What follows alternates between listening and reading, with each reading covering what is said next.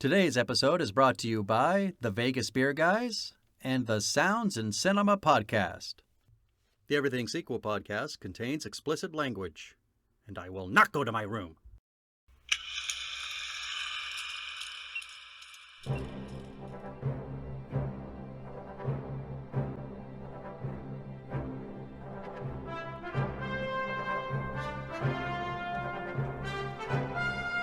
Hello and welcome to the Everything Sequel podcast. This is an Indiana Jones edition. Today we talk Indiana Jones and the Kingdom of the Crystal Skull. My name is Michael Shantz of the How Dare You Awards. Joining me, the man hoping to judge the distance right, Tom Stewart of Lonesome Whistle Productions. Give it to him, Tom. You don't know him. You don't know him. You don't know him! Yeah, he gets into a 3-car pileup and just walks it off. No problem. He's out of that car like 2 seconds later. Also, what the fuck is that about? I don't know. Clearly he's done that before with Indy in the car. All right. I couldn't even make that leap in logic. It made me ask one of the two most commonly asked questions of this film, which are, what are you talking about, and why are you saying it like that? I ask those questions endlessly in this movie. Do I? And that probably the first time it happens. Well, for the purposes of this podcast, I think we know that I'm going to have all the questions that you're going to have to be batting back at me. Like, you know. Yeah. Jimmy Connors on the baseline. That's a tennis reference, Tom. I think you'll find once we're over the halfway mark of the episode, we'll connect. There'll be fewer justifications and excuses. I guess the part where we're gonna fight the most is the opening scene, but we'll get to it. Yeah, it sounds like it. I've heard rumblings of that in my breath episodes we've done. Well, I think we fundamentally disagree conceptually about one of the moments in this movie. So many moments within the one big moment. But I know the moment you're talking about. Yeah. And we'll get there pretty quickly, but I as far as the second half of the movie goes, I got nothing. Okay, good. Well, that's the part. That's the part. I got no aces up my sleeve. Nothing. That's the part where I'll feel more vindicated. You know, maybe the giant ants are supposed to represent 1950 science fiction. I don't know. That's about the best I can do with them. I think the giant ants from 1950 science fiction probably looked better. For sure, yeah, and they were probably made out of plastic and cheese. All right, well, ladies and gentlemen, here we are. One of two movies we're going to disagree about, probably. Indiana Jones and the Kingdom of the Crystal Skull. It's a 2008 film. Once again, and for the last time, directed by Steven Spielberg. You know him. I got to tell you, too, I'm really surprised because this movie has 77% on Rotten Tomatoes, which, considering the... I thought you were going to say, which concerns me. It does. It concerns me a great deal. More people should have disliked this movie. That's ridiculous, 77%. So, critically, it didn't do as badly... There's a bit of a Phantom Menace narrative here. The initial reception of the movie was not as devastating as fandom would have you believe. Yeah. Fandom certainly took it badly. Uh-huh. I mean, I recently rewatched The People vs. George Lucas, which is a documentary about George Lucas's battles with his own fandom. Yeah. And there was a film critic who recalled that the premiere of Cannes, of the Kingdom of the Crystal Skull, somebody from the audience stood up and shouted, you can't keep doing this to us, George. Which is interesting for a couple of reasons. One being George Lucas did not direct this movie, Right. and and secondly because this man essentially heckled a movie to make that point. Yeah. You know what's funny is, because you and I have had conversations about Steven Spielberg a few times in the past, both on air and off air. And even on the ranking episode for this series, I think we talked about how I like Steven Spielberg a little bit more than you. Yeah. I've already been taken to task for that on the Indiana Jones and the Listeners Crusade Facebook feed, so you're in good company. All right, good. Well, the funny part to me is I'm remembering back now going into this movie that my blind spot is so big for Steven Spielberg. I couldn't conceive of him making a movie as bad as I think this movie is. And I think that's what hurt me the most. Yeah, well, that comment, that heckle at Cannes is so interesting because, as the point is made in the documentary as well, that person immediately identified the movie they were seeing with George Lucas. Yeah, right. Which is both fair and unfair because Steven Spielberg's got to shoulder some of the responsibility for the artistic choices made. But we've already talked about choices that directed. Lucas wanted. Yeah, but that's it. But when you watch the movie, you can see George Lucas's fingerprints all over this, Yeah, and totally. you can't believe that he wasn't the figurehead here. Yeah. That Spielberg was the figurehead. So, I don't know if that reflects what was going on behind the scenes in terms of the hierarchy shifting. That's what it looks like. Mm-hmm.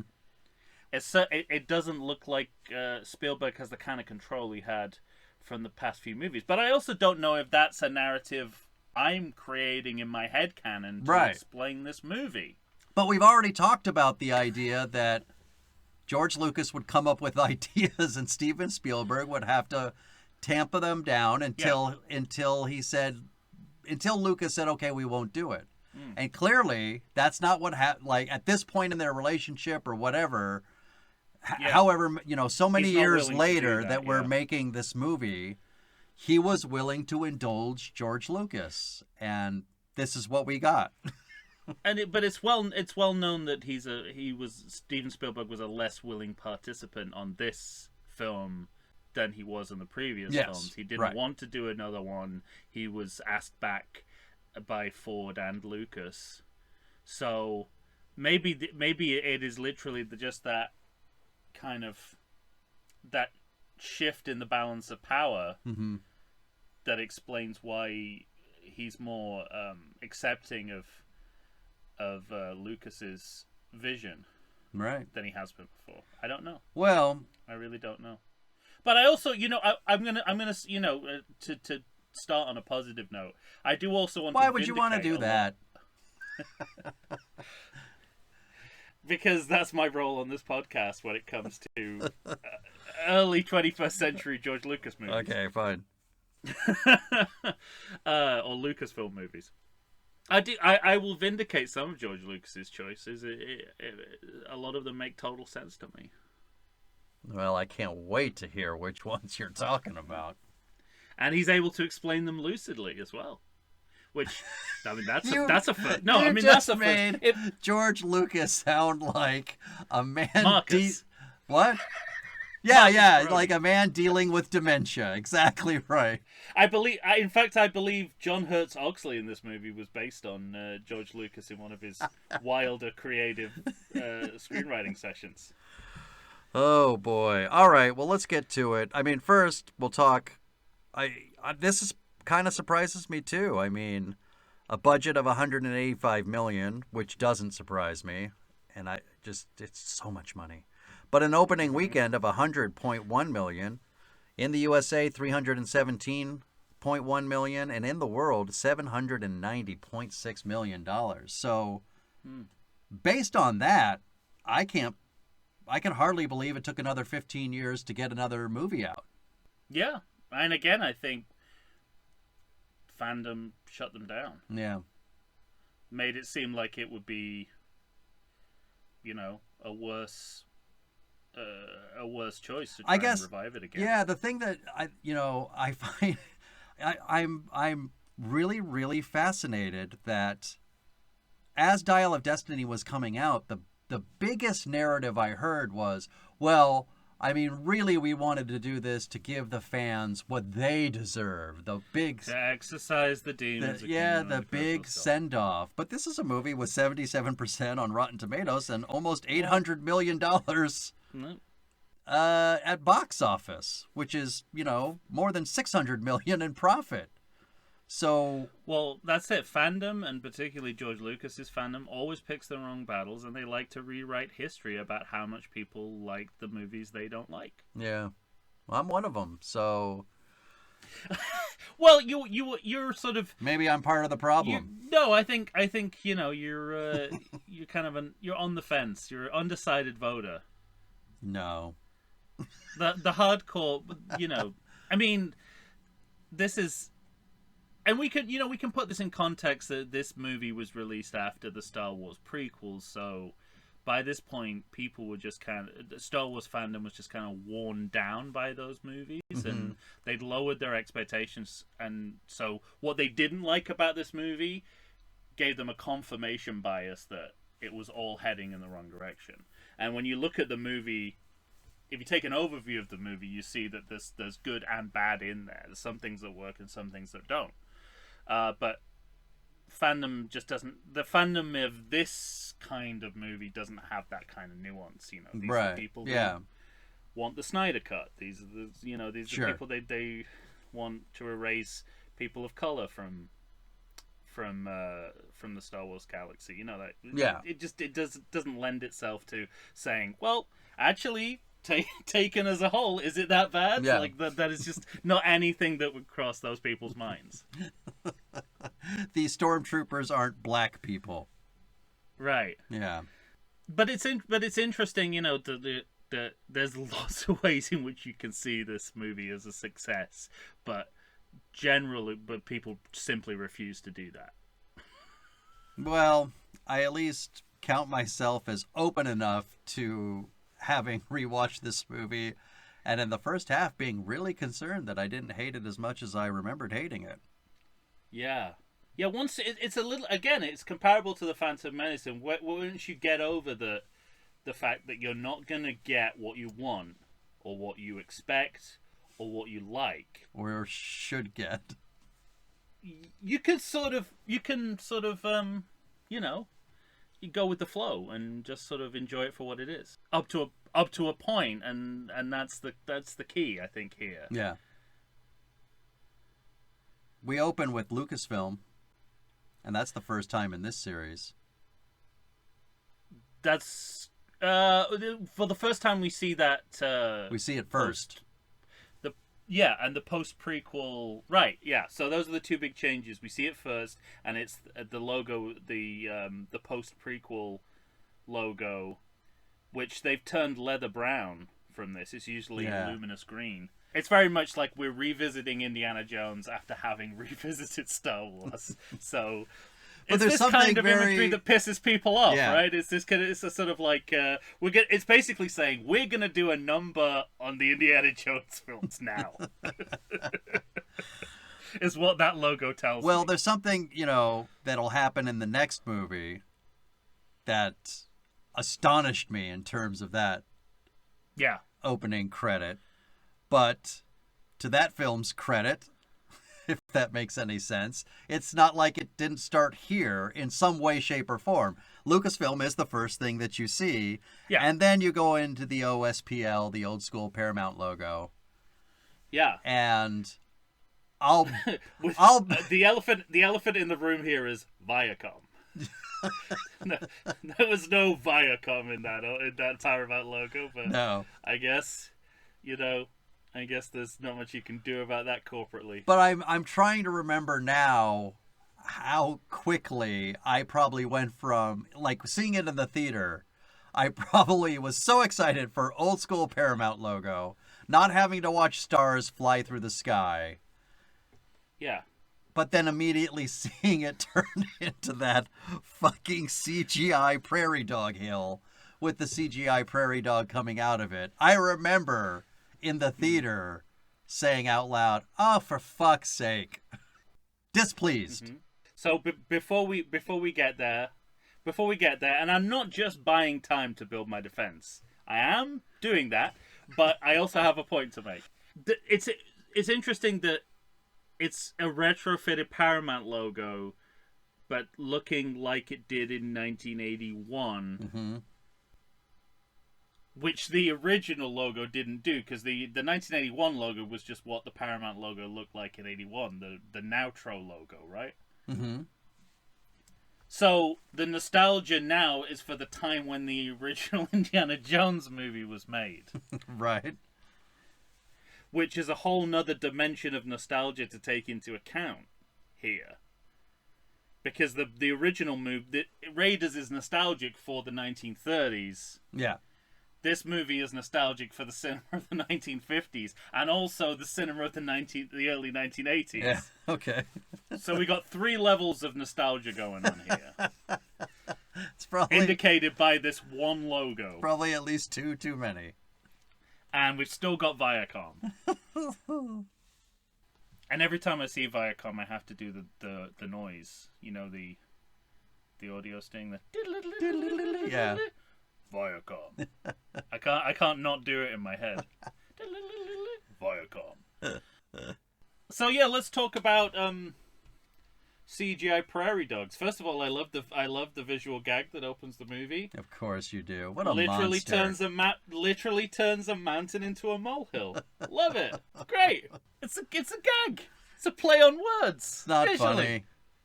It is funny, and it's just what Temple of Doom did. Get the fuck We're out of just here. we're reinverting the peak.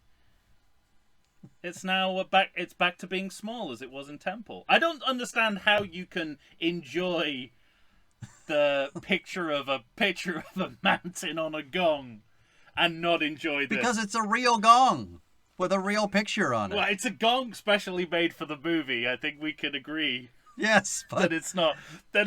it he still saw in takes an up antique physical shop and space thought, within "That's the beginning world." of it." So your objection is literally how it's represented, not what is being represented. Yeah. Okay.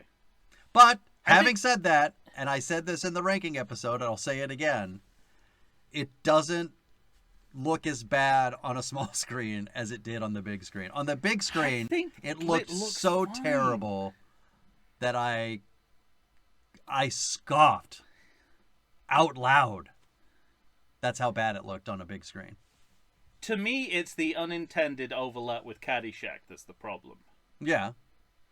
I think the graphics I are think fine. that's to boot. I mean, you know, even in this first half, which, you know, I'll routinely defend, I do. This is the first kind of editing note for the movie that we could have gone.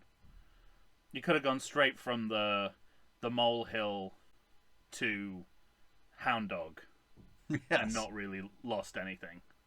Agreed.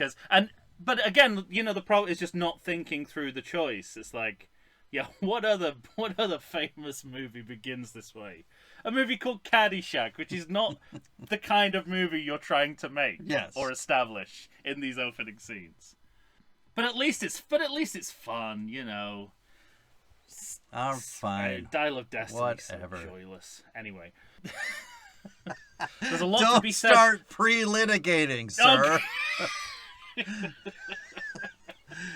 Your Honor, I object. We're talking about the Kingdom Dial of of the Destiny Crystal has not been Skull. entered into evidence, Your Honor. No, you're absolutely right, but there's a lot to be said for just doing things because they're fun, and that is another lost art of movie making. I guess, you know, I'm probably overly harsh about that one moment because there were too many things in succession in this whole front scene that kept pissing me off. So by the time I got to the end of it, I went to the beginning and said, I fucking hate all of it. I am not unsympathetic to your plight. All right. And then it continues with the Raiders font. So yeah, we've got the same. Up to this point, Temple's been the odd man out. Right. And also, you know, this is speaking of, you know, different layers of nostalgia.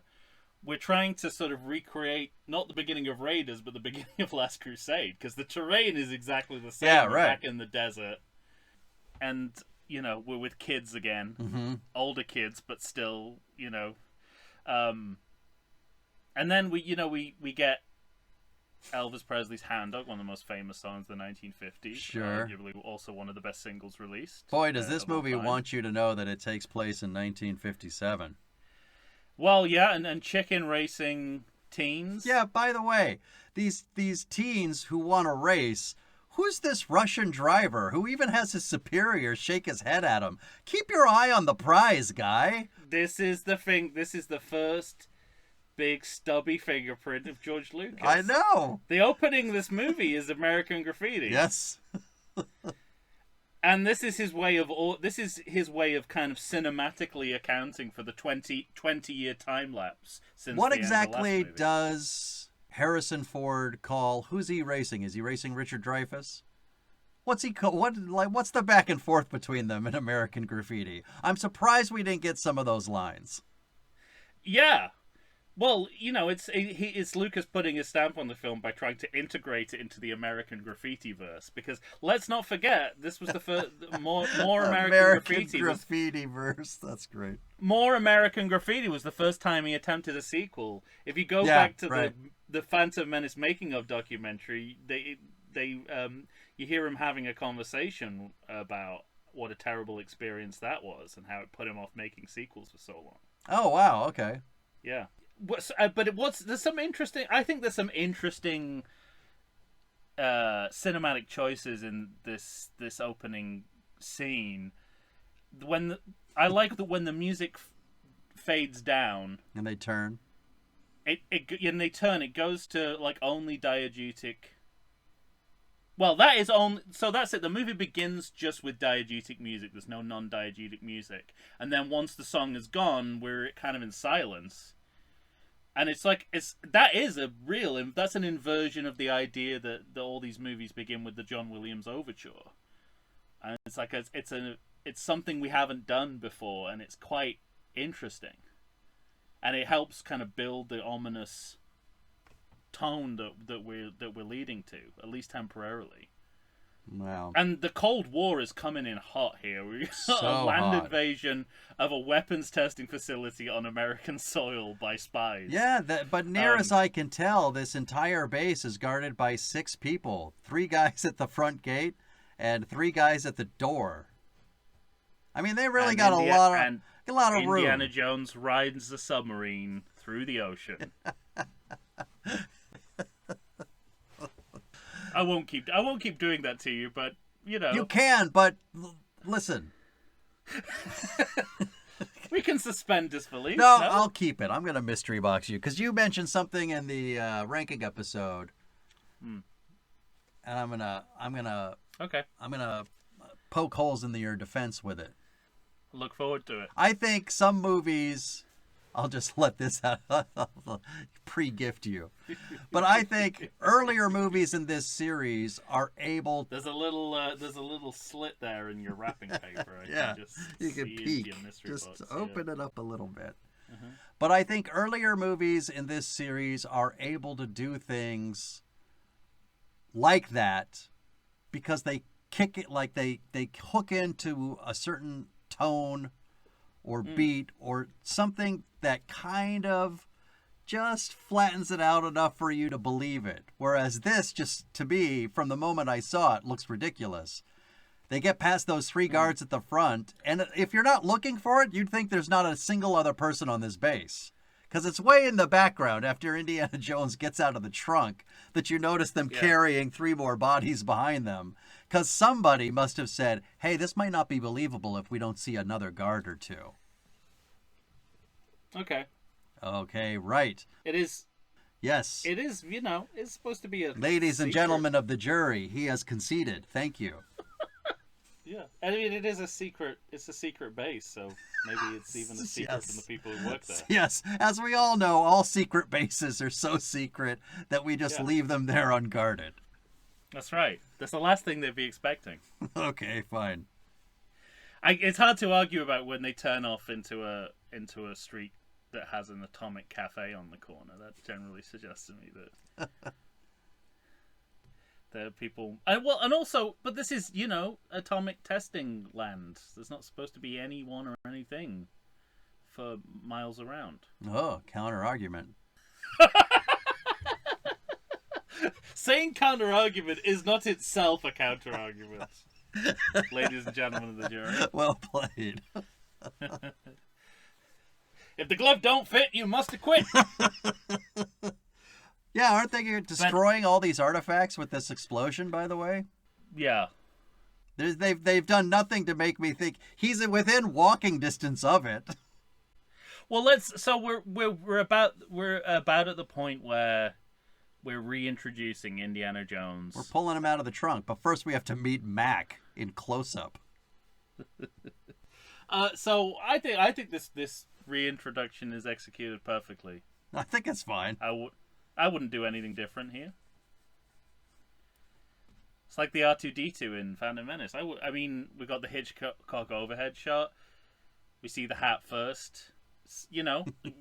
As we see it put on in shadow.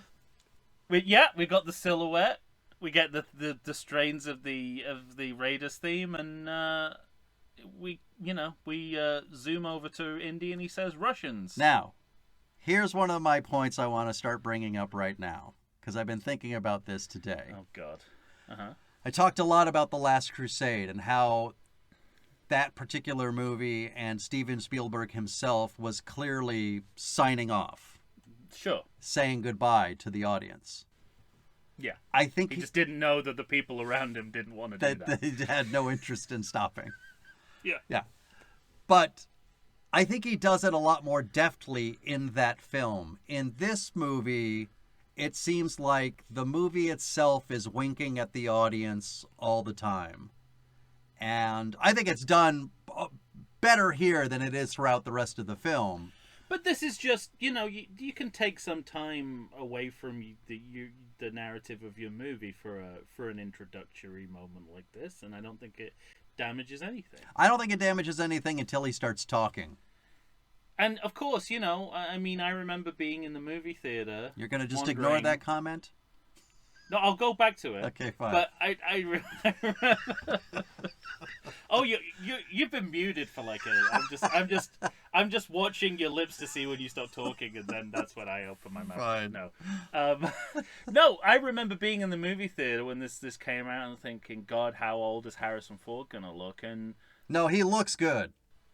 It is. I mean, there was something. How old was he? Was he 67 or something like that? Yeah, maybe a little younger. Because he never in the next movie. Outfit. Yeah, in the time stands still totally. When he's in that outfit. It's noticeably different in the next movie because he really is an old man. It's noticeably different when he wears any other clothes in this movie. Yeah. When he's a teacher, he looks his age. Mm-hmm. When he's teaching.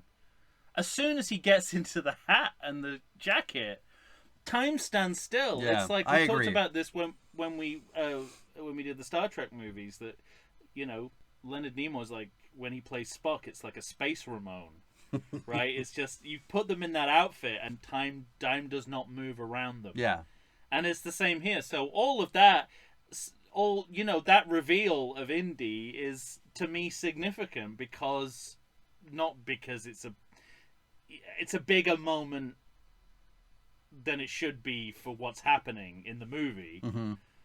But we're reintroducing Indy after a number of years, and gosh darn it if he doesn't look as good as he ever did. Yeah, he does. And also this is Indiana Jones. We can have a bit of a fanfare, a little bit of a drum roll. Fine. Earned. I think it's earned. I think it, like I said, there are comments on his age that I think both work and don't work throughout the movie.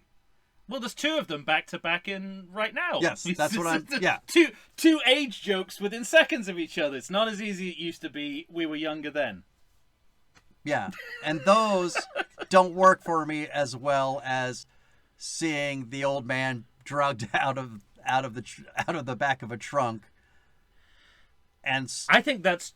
I don't even attribute that as a comment on aging. I think that is pure Lucas kind of surreal. Serial. It does. I mean, it's just like serial. Well, no, I don't. I think it's one of those bizarre George Lucas choices that, he's just like, let's introduce him in the trunk of a car. I think it's way bizarre, especially once the Kate Blanchett shows up and she's like, "Where were they? Mexico. They were looking for these trinkets." I'm like, "They've been in a trunk since Mexico?" He's been sitting in his face has been in Ray Winston's butt asshole since Mexico. The darkest crease of Ray Winston's anus.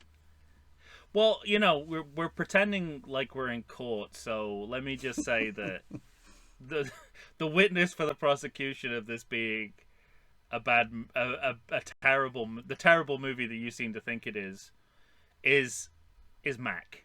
Yeah. Let's face it. Yeah. Because they're trying to have... They're fabricating a relationship that we don't know. Well, first off, but they're trying to have Wuhan, Kazim, Donovan, and Belloc in one body. And you can't map that many characters into one human being. It's just simply... It's not physically possible. You know what I think bothers me the most? Is that they try to bridge this gap between Mac being present in the movie and the audience not knowing who the fuck Mac is with one word. Jonesy! Yeah. But we talked about this before. It's a bridge too far. They learned the wrong lesson from Wuhan. They sort of like, let's just have two people talk about their past together to show that they go back. It worked with Wuhan, why wouldn't it work now? I think that's what they're thinking. Yeah. It doesn't help that within minutes of the movie, Indiana Jones goes cross-eyed at gunpoint, which is Marcus's move. Yeah, totally. But remember when we did Return of the Jedi, like Harrison Ford's blind acting as Han Solo, and he did the same kind of cross-eyed thing. So it's a Norman Fell move. Yeah, but it's also something that dementia-ridden Marcus did in Last Crusade. Yeah. Not 20 minutes ago if you're watching these movies back to back. So, maybe Indy's now the Marcus of this film. Yeah, but that's what it's telling me. Anyway, for me, just the two age jokes back to back is a little too wink for me. Oh, absolutely. Yeah. Yeah, and, well, I've got other examples of this, but I'll bring it up now. The impact... Aging has no impact on the characterization of Indiana Jones. So they don't even need to lean into it. I mean, it just kind of... It's just another color on his sloppiness. Yeah, right. And we have an example of that coming up soon. Right. That's the... Well, and what I was about to scoff, and I was going to scoff because we have a moment coming up that literally speaks to it. Yeah, but it's basically a quintessential Indiana Jones moment that they link to age, but when you break it down, it's like there's no reason to, because nothing is added by... this is no different from how you would have handled the same situation as a young man. And I think that would have been a more interesting way to go. The age makes no difference, because it doesn't. No. Doesn't make him... It doesn't make him any more or less sloppy than he already is. Right. All right, well, let's get in the warehouse, because we've got gunpowder and... Well, we got to introduce our indie girl. Or one of our two indie girls, I suppose. Well, yeah, I mean, we're going to meet Kate Blanchett's... Spalko. Yeah. So, here's one of my problems with the movie. I love Kate Blanchett. You probably hate her, but I love Kate... Why do you think I hate Kate Blanchett? You hate everyone. We've talked about this. It's not true. Who is the person saying that there's good stuff in this movie that no one likes? Out of the two of us. I'm sticking up for certain things. Here and there, a little bit. Not yet. I dread to think what you're going to do once you get I'm talking the about his mark. age. I'm talking about his age. I think he looks great. Oh, yeah, he looks good. He looks good dressed as Indy. I mean, big deal. That's the one consensus point of this movie. My point is, I don't think she belongs in this movie. I think she's brilliant. I don't think she's particularly brilliant in this movie. I think she's a brilliant performer. I think she's a brilliant performer. I just don't think she belongs in this movie. I don't believe for a second Stalin would hire a woman for anything. but they did. I mean, historically, they were far more gender inclusive within the military and the workforce. Order of Lenins. It's like the movie has to explain and convince us that she deserves to be in this movie. Plus, now you're getting terrible to the haircut. real problem of this. Now you're getting to the real. If you love Kate Blanchett so much, then you must know that she picked that haircut by herself. I did not. Looking at yearbooks from the 1950s. Ooh, Steven Spielberg should have gone, complete Lauren Michaels and said, I think it's a no. But he wouldn't, because he'd look at that and go, that'll make her look like Louise Brooks from Pandora Box. So I'm satisfied. My old-timey cinema brain is taken care of. Okay. Yeah, well, and she's a... All you do is make me feel dumb when you bring up stuff I have no idea what you're talking about. Well, all right. Well, she's modeled after... Pandora's Box, a famous silent movie. Louise Brooks has the same haircut. But essentially, it's Greta Garbo is what we're styling the character after. Well, I want, at the end of this movie, visually. I want the alien has one last look into the fucking barrel of the camera. And you can't bring up the second half of the movie yet. Don't you accuse me of pre-litigating. We already agree the second half of this movie is a trash pile. I wanted that alien to speak the words "bad haircut" and then have her eyes catch on fire. Well, it wouldn't have made it a better or worse movie by that point, I don't think. And the artifacts are just smashed, which I love because that announces a shift away from the relics. This movie being about the relics of the past to modernist and futuristic concerns. But what I was going to say is, when you were saying all the explaining, the lengths they have to go to explain, that to me is the real problem with this opening. The biggest flaw is that it's slow and talky, and the openings to the previous Indiana Jones movies are not slow and talky. Or if they were that talky, they don't feel like they were. Yeah. But this, I don't know, if you do a compare and contrast of the amount of dialogue and the pacing, maybe it is, but this feels slow, and it feels like there's a lot that's more the thing dialogue too, than there is needs to be. it feels slow, and I really notice on this viewing where this movie sits in time, not the story that takes place, but when it was made, because it really is right between the end of the 80s going into the 90s and how films were made then, and how we've already kind of talked about Dial of Destiny and how franchise films are made now. And it's like the rot of franchise films right now, you can see it beginning here. Yeah, you This can. opening's a little bloated. It's just a little too long. It's a little too talky. Right. It's not But a lot of 25 people minutes, but it feels like 25 minutes. It certainly does. And it's interesting as well, but in line with what you're saying, the idea of fan service has changed, and we'll talk about what fan service will become in 2023, which is represented by Dial of Destiny. We saw it done relatively successfully in the last two movies. One or two moments which were kind of fan service, but they worked as a moment in their own right. And you didn't lean too heavily on it, and it didn't weigh down the movie.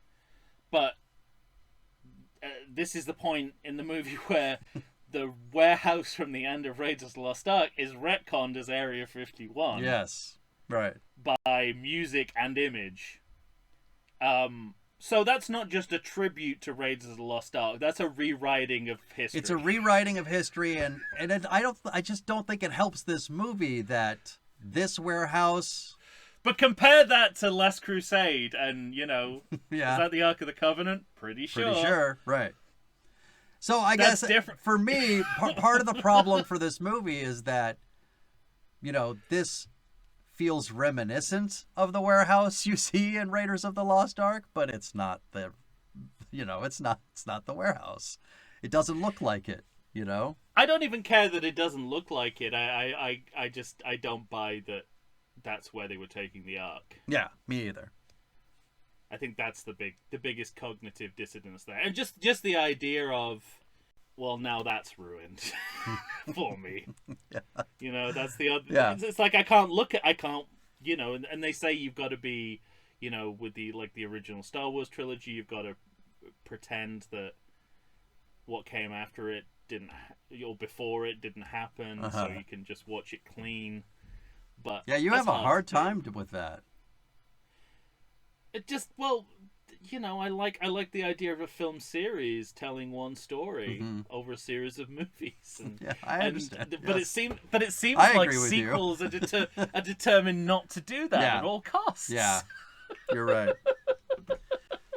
And there's lots of the dialogue all speaks to what's happened in between the last time we saw Indiana Jones and us seeing him now. I mean, they're trying that there's this exciting series of exciting adventures that we've not been privy to, haven't seen. That we're going to learn about, and we're going to get more after this scene, this set piece. But for now, we're just it's a lot of emphasis on what we haven't seen in this scene. Absolutely.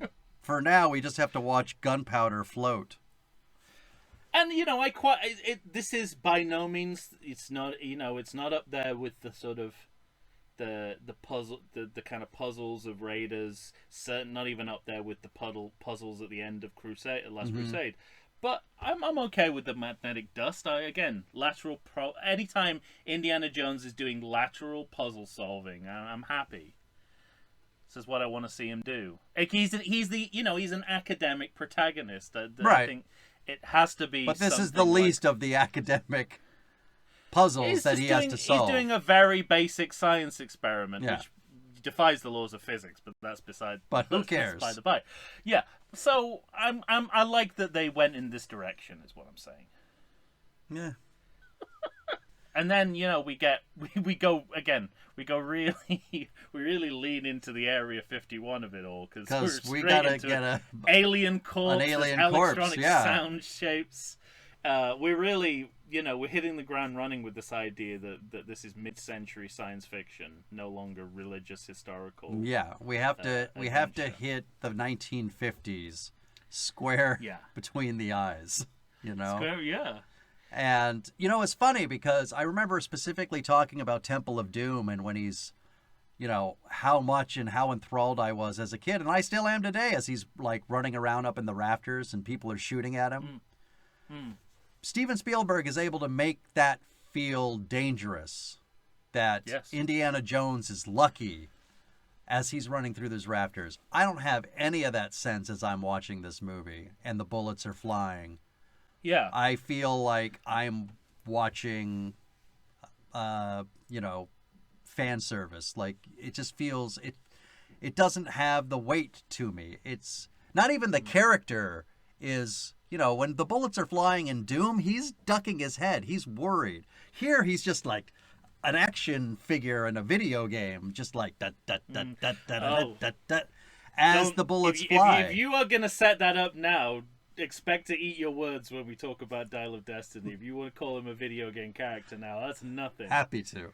Compared to what's coming. It starts here is what I'm saying. I'm going to put your humble pie in the oven, sir. I'm hoping you choke on your piece of pie before we get there. Speaking of whips. It's out early. Whipped cream. Yeah, I have the same thing. Early use of the whip. I've been apparently through these films I've been tracking the whip. 13 minutes into the movie. He's so good at By it the now. way, we're 13 minutes into the movie. Nothing has happened yet. Right. Nothing of note has happened. And yet he's so good with the whip now he can put it in Mac's hands. And then Mac reveals himself to be a traitor. It's his first betrayal. Let's put it in context. And it's supposed to mean as much to us as the audience. That's my point. To the people on screen, and it's very premature to do that. And I think that is one of the key differences from Wuhan. Like to me, it's a the character, key difference between. And then you're sad about him dying. Yeah. So then, sort of, the idea that you've got to invest in this character very quickly. But the only because he's time gonna we've turn seen out the to be double cross traitor. is Elsa, and that's the, so that's the, That's half the movie. and yeah, before you we don't find out yeah. until halfway through the movie, and that's the difference. That movie understands this, and this movie doesn't. So, No, absolutely. tick in the box of poorly done, But also, if you, ladies and gentlemen. but again, to put it in context of the rest of the movie, imagine how different we'd feel about Mac if this was the only time Yeah. he was revealed to be a traitor in the entire movie. Like, we could just accept it and move on. Mm-hmm. You imagine that movie? That's already a better movie. It's already good. Yeah, it's already much better. Even though this doesn't work, this is not as bad. This works better than what we're gonna do later with Mac. Yes, I agree In with relative that. terms. Well, we already kind of talked about the rafters, but then it's funny because we get the beginning of a Pat Roach style fight, but early in the movie. So again, the timing of it seems off because the magic of Raiders is you meet Pat Roach, and 5 seconds later you get the fight. Like, you don't need the second he walks out of that tent and he's just like, look at that guy, I'm gonna fight him. It's like you know everything you need to know about that character in 5 seconds. Yeah. And then you meet him earlier in the second movie. Then he's this whole fight's missing in the third movie. Yeah. But this is one of 2 fights that he's gonna have with the big guy. And it feels premature once again, because it doesn't mean anything to us. Yeah, it's the same with Mac, isn't it? It's I don't, if you were giving it the benefit of the doubt, you'd say it's another. They're going back to what they did with Temple of Doom, where this is the finale of the last movie. Mm-hmm. In the same way that Temple was sort of 2/3 of the way through. Yeah. The previous indie adventure. I guess you could see this the same way, or I guess that this is like the end of a series of adventures that Indiana Jones has been on that are much more exciting than this one. Yeah. Yeah, so we used the whip twice before the 15-minute mark, so there's no iconographic restraint in this movie. It's like we've got the brand name, we've got to use it as much as possible. The rule of 3 will become what? The rule of 5? Yeah, and this doesn't have to be an aging gag, but he misjudges the distance. Yeah. But it is an aging gag in the film. It is, but this is where I sort of think like this is something Indiana Jones would do. Yeah, you're right in the sense that it's something Indiana Jones could do just because he's a fuck up. But it only feels like an aging comment because he mentions it afterwards. Yeah, right. If he didn't mention it afterwards, we would just go, "Oh, classic Indy." Mm-hmm. So there's something about him mentioning it, which is a note I have throughout the movie. Anytime you can take out Harrison Ford saying things to himself, just strike it. It's gone. You should just anytime. Don't even just anytime you see it. Doesn't matter what scene it's in. But that's the thing, is like that's the sitcom kind of feel of this movie when they do those things. And so it falls so flat for me that it takes something that I like it overall. That I like, and it drops it. Yeah. A half step back. I mean, it just it shows that he's clumsy, he's behind the 8 ball, and he's fallible. We know this about him. This is So we don't need commentary on it. We don't need any... the commentary is the problem, I think. And also, as I said, The Last Crusade begins with an aging joke, so... We're way past it. We're way past that. This is about the time we get a line I really like, because this is what I think Lucas is going for, is to make it feel like a movie that was made in the 1950s, not just that harks back to the 1950s. Of all the lines of when they ask him for his last, is it they ask him for his last words, or if he wants to say anything, and he says, "I like Ike." Yeah, right. And if it's like they're probably thinking of some 1950s propaganda war movie they've seen, where that is a line of dialogue. And I just like the idea that that they're putting themselves in the mindsets of people making a movie in the 1950s. And that's an extra leap that filmmakers like Lucas and Spielberg have that, again, modern filmmakers don't they have. don't have it all. Or if they do, they're like referencing back to, I don't know, Cameron Crowe or some shit like that. Whereas that would be like a Sam Fuller movie or something, that they're thinking of, or Frank Capra. So I really like that they didn't go with. What I'm saying is, I really like that they didn't go with a good line there. They just went with the kind of a line that a full on propaganda anti-communist 50s movie would go for. Yeah.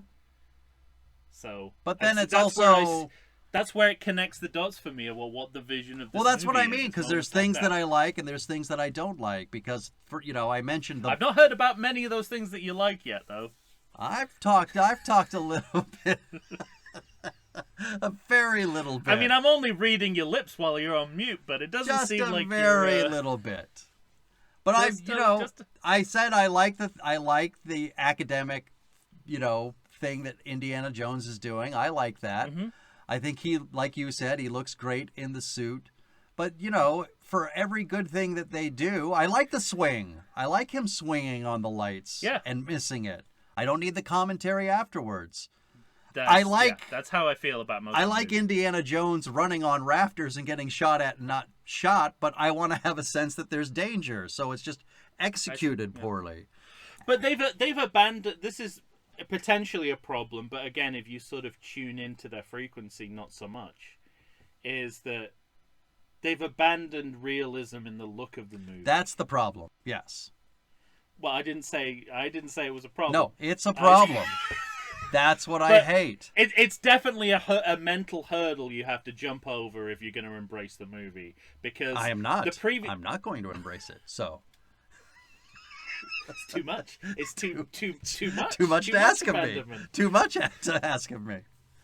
But if you think about it, that there's magic realism in, well, certainly from Temple Doom onwards. Well, we'll get to it. In terms of content, right?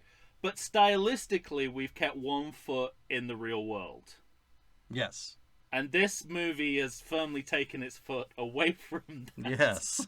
Terra firma.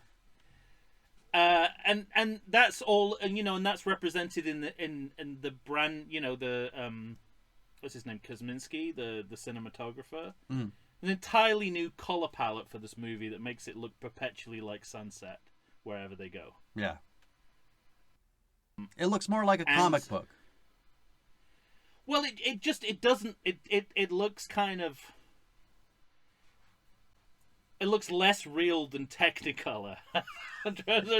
I was about to say it looks like Technicolor, but Technicolor movies are actually, they have links. They still feel like the real world in some senses. This is beyond Technicolor. Mm-hmm. This is like, it's an entire fantasy world. Is this film in the way that shot digitally? A lot of it was. There's a lot of practical stuff, but do you think that's part of it? It was a mix. There's a lot of like not being shot on film. Sets. Well, a lot of it not being shot on location. Yeah, that's obvious, but including so much of this front scene, it just feels like one big set.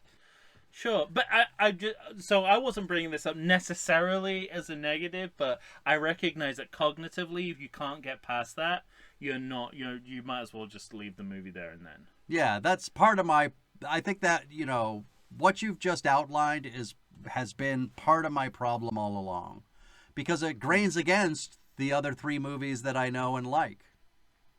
But there is a kind of a sort of, there's a kind of trickle down effect, though, isn't it? Each of the movies get less and less grounded in reality as they go. So this feels like the next step. The culmination of that, rather than the so this sudden drop off in realism. It does feel sudden to me. That's infected the whole look. This infected the whole look of the movie. But I will agree that, and you add that to the technology changes. Yeah. They feel. But I will agree that like they were made centuries apart, which they were. What do you feel like they were? But you know what I mean, like actual whole centuries apart. Yeah. But part of what you're talking about, I don't think it just came out of the blue. I think it did start in Last Crusade. There are moments, absolutely agree, yeah. but they're fewer and further between. So I think it's also an attitude, isn't it? It's like caring less about realism yes, on the filmmaker's side. totally. And that's what I mean, though. I mean, I was speaking to it earlier about that's the wink, wink, portion of this film that doesn't work for me. Is that we seem to have abandoned reality, and now we're just in a movie. Let's have a good time at this movie. Yeah, but when you say it like that, I again, there's no essential difference between that and Raiders and Temple of Doom, and there is for me.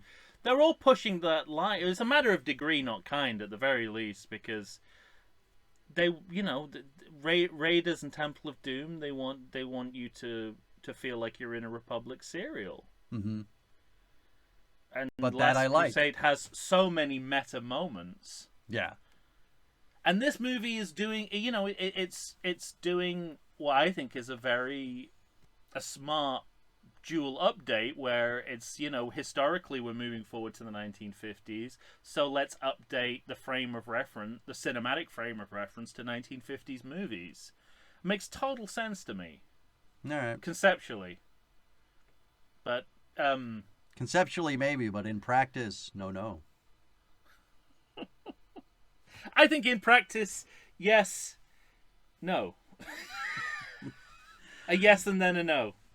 All right, let's get to the explosion, because we've already been talking about this front scene for a fucking hour. And here's me thinking this would take less time. Fuck's sake. Well, we got the digital countdown and the electronic shuttle. So it feels more like James Bond than ever before. And once again, Moonraker is the pull. Always and forever. And this is there's another Moonraker-esque moment. We see, just as we see some of that movie through the eyes of a pigeon, we see some of this movie through the eyes of a gopher. Or a prairie dog. So my problem is, and they squeak. I think my biggest they problem, squeak. I think my biggest problem with the prairie dogs is that we don't just see them once, we see them 3 times. We see them as the rocket ship goes by, and then as Indiana Jones gets off the rocket ship and crawling into the dirt. By the way, Russians, just take a quick look around. He's 10 feet from you. Yeah. He didn't get too far. But anyway, once we get to the third time that Indy sees the prairie dog, he should say, "You're my best friend. I'm going to take you back with me to Marshall College. I'm going to put you in a zoo." Oh, that would have been amazing if it was like the Porgs. And then I'll let you go back to Marshall College and he's a fucking prairie dog on his desk. Stuffed. Yes, I was just going to say. All right, let's talk lead-lined fridge and just get it out of the way. I don't know why we have to get it out of the way. I'm happy to talk about it. All right, here's the problem. Now See, you're starting off on the wrong foot. Now I'm going to enter into keeping evidence. An open mind. I'm going to enter into evidence. Okay. You've talked about the, magical realism of the cart jump. Yes. In Temple of Doom. I have. Here's what I see as if you're gonna counter your own argument, I'm not. Before you've made your argument, you're screwed. I'm not. Here's the difference between Temple of Doom and this movie. The movie Temple of Doom understands that what is happening is ridiculous. The movie gets that it's a joke. This movie doesn't. No, I disagree. Why? Look at what comes. You're taking it out of context, like every toxic fan does. How dare you? I'm not calling you a toxic fan. I'm saying you're aligning yourself with them. You're taking it totally out of context. Thank you for the distinction. This sequence begins with Indiana Jones walking through a nuclear test town. Yeah. The movie's not trying to make a serious point. I mean, they're making an overall point about suburbanization and commodification, the conformity of 1950s America, but it's very kitsch and heightened, and the lead-lined fridge is just the kind of, the coup de grace of all of that. I'm talking about just the jump and just the fridge blast. I just don't see it. I don't. For the blast itself, I appreciate how subversive this is, that it's drawing attention to this aspect of American history decades before Mr. Nolan would get credit for doing it, and Steven Spielberg got only flack. But never mind that. But also, I love all the stuff in the suburbs with the fake families and it's like that's fine. I just have a problem with the fridge. I don't know. The fridge is of all the crazy things that happen in Indiana Jones movies, this is maybe somewhere in the middle. You know what happens when you get locked inside of a fridge? You can't open it from the inside. He's just stuck in there. The door does not open for him. You can't be like... He starves to death inside of the fridge. You can't argue that blast would kill him, and also with in the same breath argue, and he wouldn't be able to get out. He'd be dead. So what does it matter? Well, I'll concede the... If I'm gonna concede, this is like Dewey Crow in Justified. If I'm gonna with a gun, if I'm gonna concede the ridiculousness, I don't know who that is. I never even seen it. I think he's dead inside of the fridge from the blast, just because I think he's broken his neck. But let's say he doesn't break his neck. He doesn't get out of the fridge. All right, Jim Garrison. Let's. We're through the looking glass here, people. Sure. There's a reason he was debunked.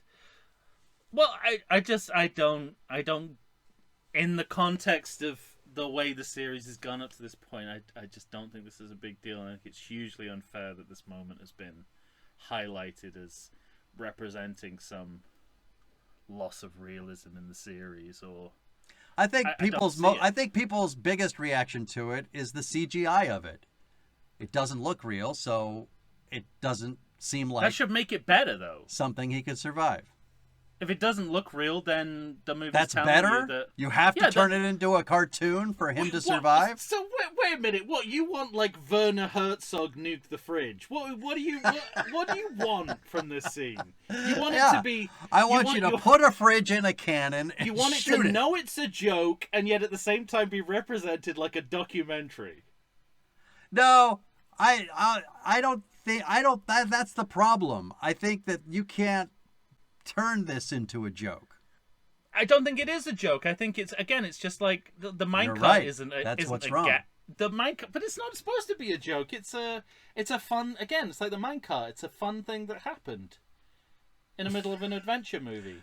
All I'm saying is I think the movie knows that it's ridiculous. I don't know that this movie knows that the fridge is ridiculous. But in Raiders, they made nothing of him riding that submarine through the ocean. Yeah. Well, that's ridiculous.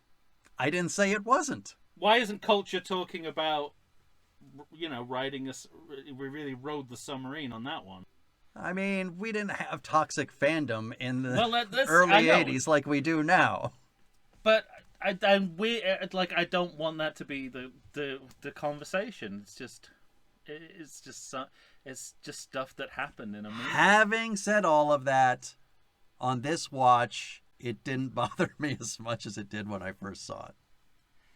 No, and again, I think you're thinking of the CGI prairie dogs. I think that's what ruins it for you. I think if it hadn't ended with that, you would have been a little happier. I just think all the CGI in this movie So it's look that does not serve this movie well. Yeah, because how is this different from them jumping out of an airplane in a life raft in terms of realism? There were three actual dummies pushed out of a life raft. Right. It's real. Your argument is it was represented practically and it looked better. Yes. So nuke the fridge isn't the problem. The act of him being in a fridge during a nuclear explosion isn't... All right, that's all I'm saying. Yeah. That's all... Okay. Well, once he gets into a fridge and you see the word lead-lined, I get it. He's going to survive because it's lead-lined. Okay. So it's just, but I'm trying to figure out Until the like, moment he gets out of it and goes and watch the fucking dust I'm starting cloud. to get the sense that what you don't like about this is different from what fandom doesn't like, and that makes me happy. Fine. Because I don't want you going over to their side. I don't think I'm on their side. I don't want them. I don't want them to use a crystal skull to make you think like they do. All right. Let's take a break. Okay. We'll come back and we'll scrub off. We'll adjourn. Yes. We'll take a 10-minute recess. Bang your gavel. Take a 10-minute recess. We'll be right back right after this. An hour and 6 minutes.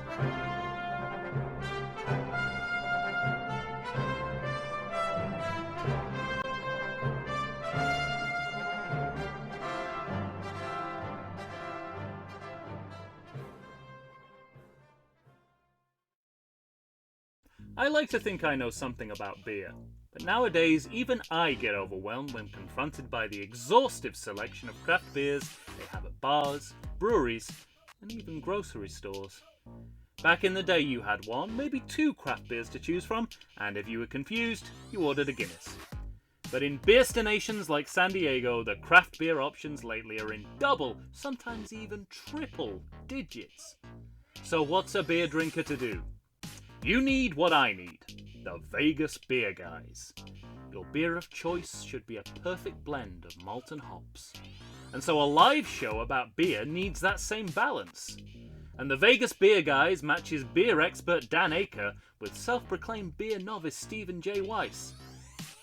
The results are eminently drinkable. They're on Facebook, they're on Instagram. They'll try new beers, they'll tell you about beer. Think of them as your beer Sherpas guiding you up a foamy-headed mountain to reach the peak of your pint. God, I need a beer.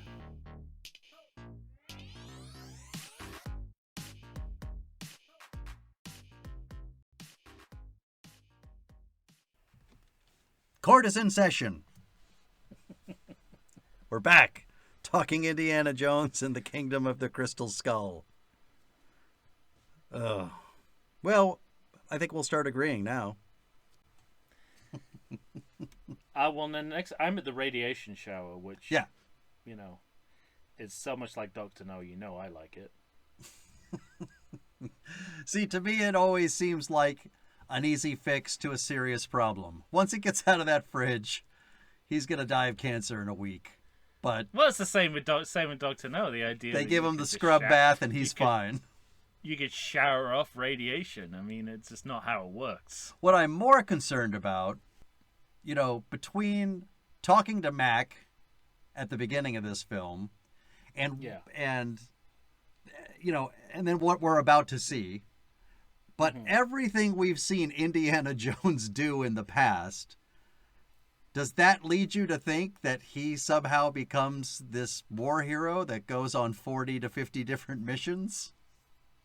No, but I like the adaptation of the character in that direction. Okay. I like the idea of, and again, that's just a shortcut to show that. That's what it feels like to me. Like, I don't know that I hate it. Happened. I don't know that I hate it, but I also don't know that I buy it. It's tantalizing. I don't know that I buy it, and it seemed more like an easy fix. I can see the Indiana Jones of Last Crusade doing that. Going that direction, not Temple of Doom or Raiders. Yeah. Okay. All right. But, we talked about that kind of turn towards conservatism and the middle of the road politics. Yeah, and they're also, so Matt was working for MI6 as well, so again we get more of that Bond pastiche. And it's also, it's just a chance to we get one of these in every movie, and I guess we will until his body stops looking good. We just want to see some naked Harrison Ford. Right. His body still looks good. Put it on screen. Sure. I'm all for that. It's what I like most about Dial of Destiny, I think. Seeing his half-naked body. We're gonna get letters. A lot of the female film critics in felt the same way. Can felt the same way. You got questions about that. And this scene, I don't remember enjoying this. They scene were when I first saying, saw the "Give me movie. some of that old dick." Yeah, absolutely. But he's he's still got a good body. I don't remember not particularly liking this scene when I first saw it, but I really like it now, and it's got so much subversive. This is where he's being interrogated by the FBI, Yeah. CIA, I think they say FBI, don't they? ABC. Oh, they say okay, FBI. And again, look, it's along with the atomic blast and the it's like playing. They really play up, and this is something that I only really noticed on this viewing. They really play up the witch hunting side of U.S. intelligence. Yeah, so that seems like the biggest. I don't know. I shouldn't be so down on it because whatever, this movie does take place in 1957, and those were the circumstances of America in 1957. But that makes it kind of more interesting than doing what I also like, which is to sort of pretend that you're a movie from the 50s in viewpoint as well. This is kind of like those 50s movies which seemed to be jibing with what the consensus was, but underneath was saying something kind of radical and provocative. Yeah. I guess for me, I always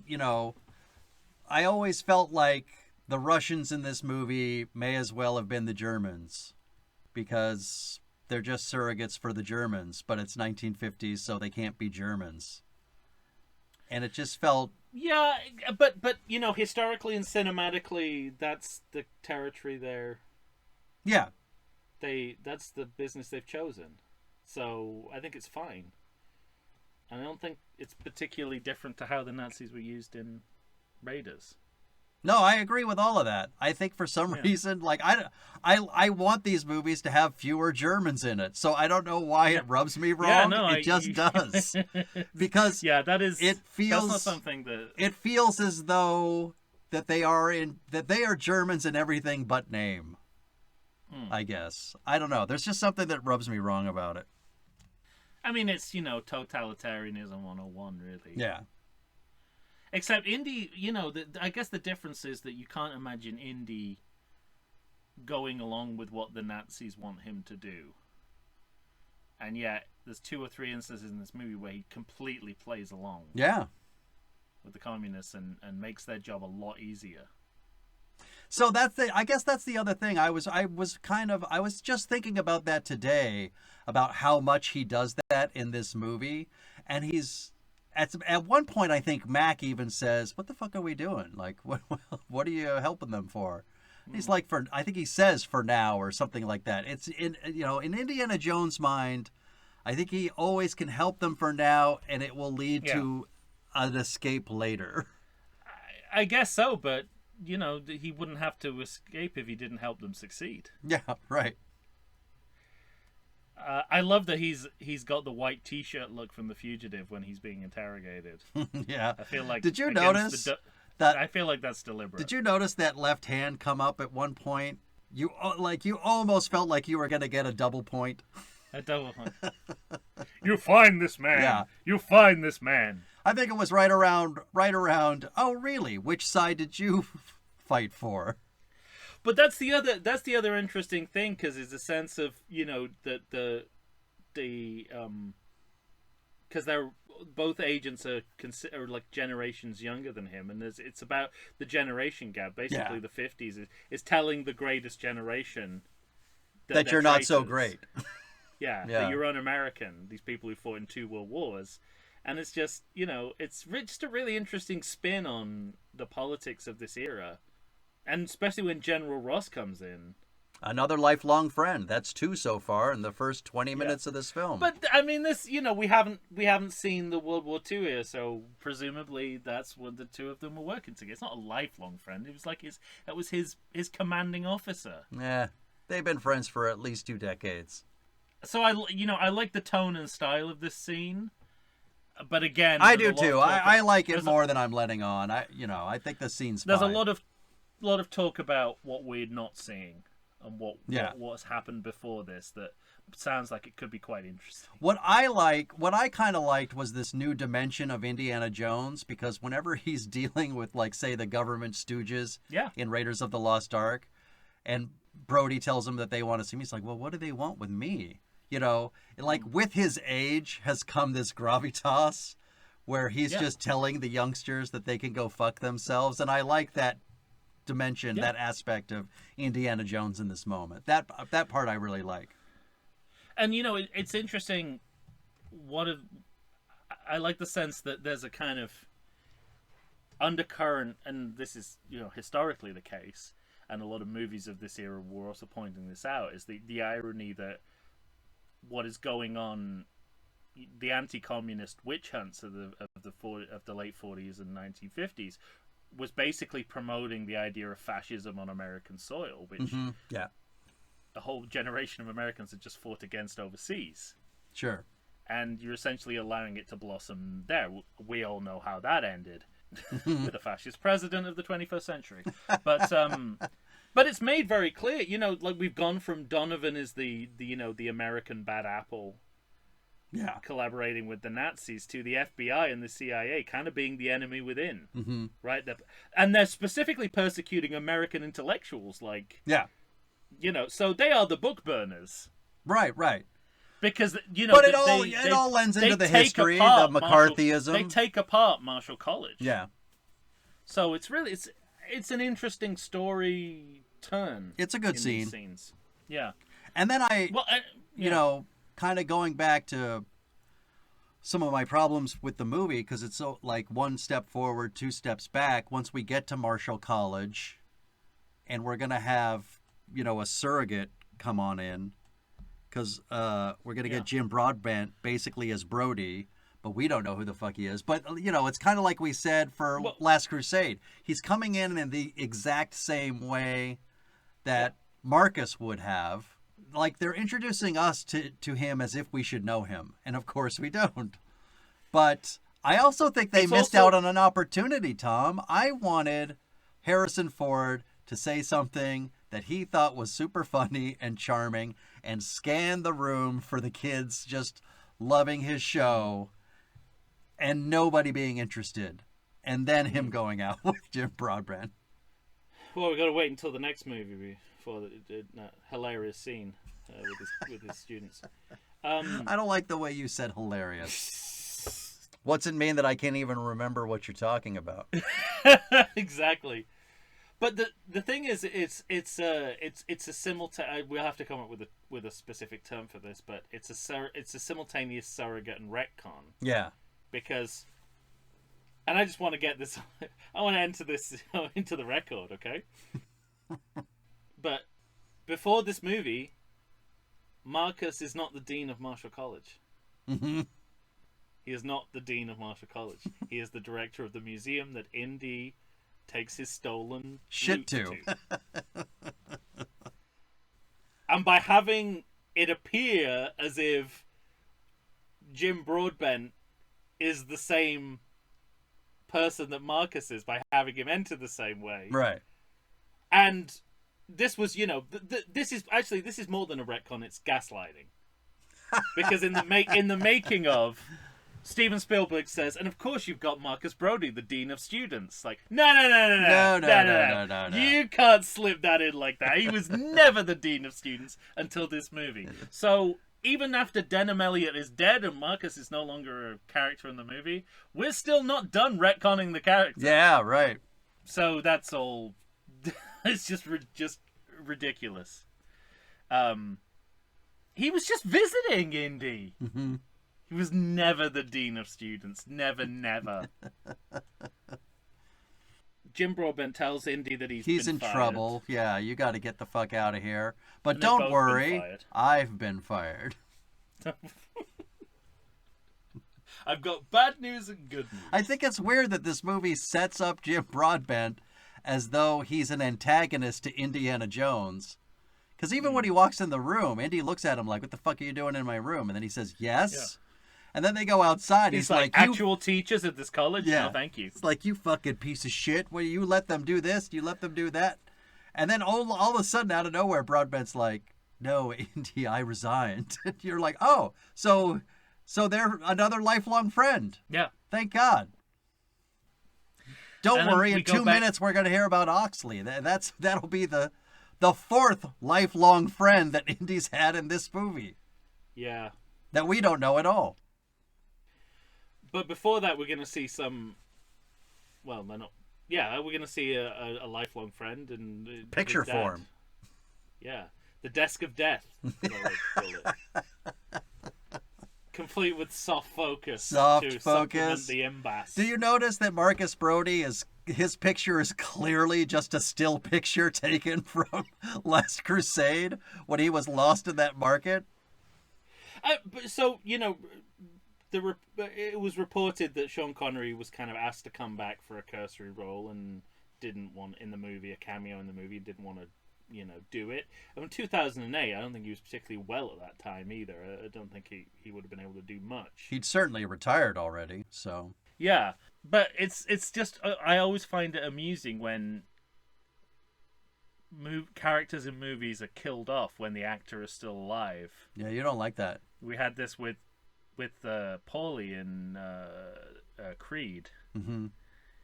And so it's just sort of like you're looking at this basically this in memoriam for a guy who's still like around kicking. That's your beef and not my beef. You hate that. I'm not. It's not a beef. I just think it's Denham Elliott died, and that's why he's not in there. But Sean Connery just chose not to do the movie because they didn't give him a decent role. Yeah. So you kill him. It's fine. Well. What would you prefer? The way they you really hate the thing about Mutt in the next movie. What would you prefer? A one-sided phone call of Indy talking to his dad or his son? Yeah, he's. No, I'm going to Egypt, or I'm going to. Yeah, he's going. Greece. He's in the 007. He's in the 007 rest home from the original draft of Skyfall, with George Lazenby and Roger Moore and Timothy Dalton. But the lingering focus on the Connery picture. Oh, yeah. For a second, I was like, "Is the photo going to come to life?" The only other explanation is this movie wants to make a point about fatherhood early on for some reason. Oh yeah, I wouldn't put it past this movie for Connery to come alive and say, "Good luck, son." Like Ghost Diana from the recent series of The Crown. I haven't seen that. Wow. By the way, it's very easy to skip those scenes, which I did when I watched it. You can see Ghost Diana coming a mile away. Great. Don't worry. Well, then we need Mutt. Well, he's on the train. That classic Spielbergian subtlety. We go from a shot of Indy's father straight to into his son. A shot of Indy's unconfirmed son at this point, confirmed in all but name, essentially. Right. And he's come straight from an exhibit on the 1950s in a local museum. Okay, good. And this is the. I like to hear you get a dig in there. And it's like this is the moment in the movie. This where is more of what I want. Setting the movie in the 50s. And the 50s, as it's represented in Hollywood film, are one, right? So we're emerges from the smoke as Marlon Brando in The Wild One. Yeah, exactly. And pretty soon we're literally going to get, when we get to the soda shop, we're going to get this moment that looks like it should be straight out of Grease. Yeah. Yeah.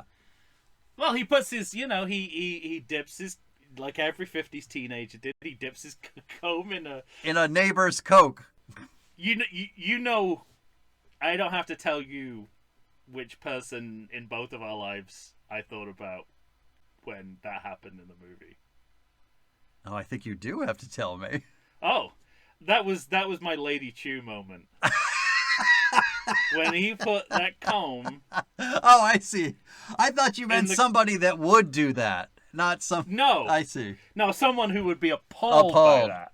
Yes. As I was mildly appalled, just thinking about how she would react to it. Yes. You know what I like the most about that 50s, moment? Yeah. Especially because I don't know if it was planned or an improv, but I like the woman sitting at the table who looks at Yeah. the guy and says, like, mouths the words, "He just put his comb in your Coke." That's some great background acting right there. Good stuff. Yeah, and 50s youth culture's just running rampant to the point where people are sticking their combs in Yeah. glasses of Coke. And there's the unsaid father-son dynamic is there throughout. You've got the interplay with the beer, taking it on and Taking off. it on and off. Yeah. You're thinking about the milkshake scene from Last Crusade, and you've just seen a picture, you've seen a photo of Sean Connery, so your mind's already gone there. Also, So- I think this is some of the best acting in the entire movie from Harrison Ford. Agreed, yeah. For both of From- them, yeah. frankly, yeah. They're, you Yeah, know. for both of them, and definitely Harrison Ford. So they start to talk about El Dorado, essentially, Mhm. and the Crystal Skull, and they're kind of doing their best to try and link it all back to ancient archaeology, and this is the big difference in the kind of folklore element of this movie, is that they're not, because all of these movies take an aspect, all of the Indiana Jones movies take an aspect of folklore and try and make it seem like historical fact. They all do that. Yeah. But this movie is scraping the bottom of the barrel right-wing conspiracy theories. That's their level of folklore. Right. Crystal skulls, automatic writing, crop circles. Mm-hmm. Right? Everything that toxic masculinity is latched onto to prove that people of color weren't capable of creating civilizations centuries before civilizations existed in Western culture. By they're saying aliens did it, essentially. Mm-hmm. So and you really see, you can't really stitch those together. And they try desperately. They're talking about El Dorado and the Crystal Skull as if they're the same thing. Mm-hmm. Yeah. Now, one is a made-up piece of bullshit. The other one is a kind of historical legend. It's different. Sure. One is based on it has a factual basis. The other is, nonsense that Dan Aykroyd uses to sell his vodka. Man, you've really got it out for Dan Aykroyd and his vodka. I've mentioned it a few times, haven't I? I'll say. Did you notice when this brawl starts that Harrison Ford takes his hat off and puts it on one of the teenagers? No, I didn't know. That's pretty good. He's I trying to like throw this- the KGB off the scent. I like the kind of aging adjustment of Indy now just kind of orchestrating other people's fighting, Yeah. but just using the young guys as muscle. Yes, exactly. He's kind of choreographing the fight. I like it. Well, it's, the reset of Indiana Jones's character is as strong as ever as well, because he says in the scene, "It's just a story." Mm-hmm. It's like the Shankar stones, the Ark, the Grail, no impact. No impact. On his He ability is- to believe Yes. in mythology. It's not until the next movie that we're going to get the speech about, "Few times in my life I've seen things." It was all true. The Force, everything.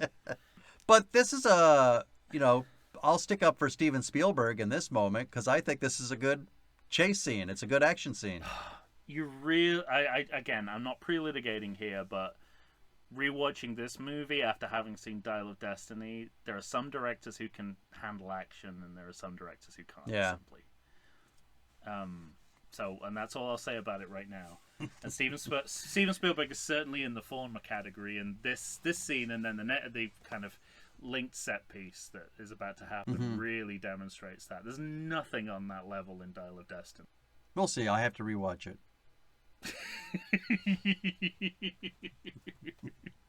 Getting really accustomed to the hope that that you'll remember something. You know what That made me? disproves You what know I'm what saying. made me hopeful for James Mangold was 3:10 to Yuma, because that's a movie I really like. For most people, it was because of the where it is comparably in terms of a franchise. Logan. Logan. Yeah. I was about to say Wolfen, but that's definitely not. Step up, Albert Finney. Skyfall's Albert Finney. Can I talk to you, Gregory Hines? Oh, wow. But so we kind of seamlessly go into another great Spielbergian transition. We seamlessly transition into a bike chase, which is a variation on the bike chase from Last Crusade. Yes. Because it's father and son once again. It's father and son. This one's better than that one, I would say. And this is the smoking up until gun the end. This is the this is the smoking gun of their father and son, I think, because you've made this argument, but go ahead. I want you to say what you're going to say. I mean, I think pre-publicity probably revealed it. If you're paying attention in the diner scene, you get the idea of what's going on. But they call back to the moment where Indy gives a disapproving look after he does something cool. Yeah. And it's very much a callback to Sean Connery's disapproving face. So I think it's a callback as well, but I don't think it works as well as that one. But it's making a different point, which is that they don't know that they're father and son, but they're falling into the same patterns. So that's why I like it. They're falling into the same patterns, and I'll agree with you there. But in the last movie, again, that movie, it's a character joke. 2 character jokes. One character's pleased with himself, one could give a shit. And what works is that Sean Connery is always looking at Harrison Ford with the disapproving look. I'm not saying it's as good. Okay, good. Because in this one, I'm saying that they're linked, and I like the interplay. I like the interplay between those 2 moments in the 2 films. Okay, that's all. Yeah, I know you're desperate to get in the Marcus Brody statue. I hear you. I know. Well, we'll get there. But I guess the thing that I noticed is that Harrison Ford is never looking at Shia LaBeouf until the very end moment. So the joke doesn't hit as well for me because he's always looking at the statue. But I think the joke isn't what's going on internally in the movie in the way that is in Right. Last Crusade. Oh, I think it's about. Look, it's about the connection between. It's father and son. moments. Yeah. Yeah, but also, it reminds us that Indy has. But I think that would be illustrated better if he was always looking at Shia LaBeouf instead of at the Superman statue. 4: Quest for Peace. Gene Hackman did a good job, but he would also be improved if he looked the other actors in the eyes. We've established this. From so early on. From so early on, we saw this. It's kind of cool that when they ride through the protest, you think it's gonna be anti-witch hunt protectors, but they're anti-communist. Right. Because we're not quite there yet in American history. It's a kind of an American history lesson. It's like the same kids, kids on campuses in the 50s were not. Yeah. They were protesting the same people who would be protesting in the late 1960s. So that whole bike chase is punctuated with that, the fall on the library floor. Well, we've got Marcus's. I mean, I would be remiss. You got if more I to didn't- say? No, if I didn't give you the opportunity to land the punch of Marcus Brody's disembodied head. Yeah, I mean, Which like you said, They're still using Marcus for poor slapstick, even after the actor and the character are dead. after he's dead. Yeah. In statue He form, seems to be nonetheless. wrapped up in his robes as a dean of the students, which he's not. Yeah. Also, is that head? I didn't look close. I didn't zoom in, but is that head cross-eyed? I didn't zoom in enough to find out. But I'll say Whoa. this for the statue. That head really is a good head. It looks exactly like Denholm Elliott. Well, it's based on his death mask. Yeah. But it's just one of those things that, this is one of those winks, one of those kitschy moments where I don't need that joke in this movie. No, we What don't does need it do for you, Oh, I agree totally. I would have taken that out. All right. Although I think comedically, the arriving in the library and the kind of on the go office hour, Yeah. I think works quite well. See, I think it would work better if The thing I keep thinking about is from movies from this time onwards, we talk a lot about, like we talked about, what's the character's name? Akeem in Crusade? Kazim. Kazim.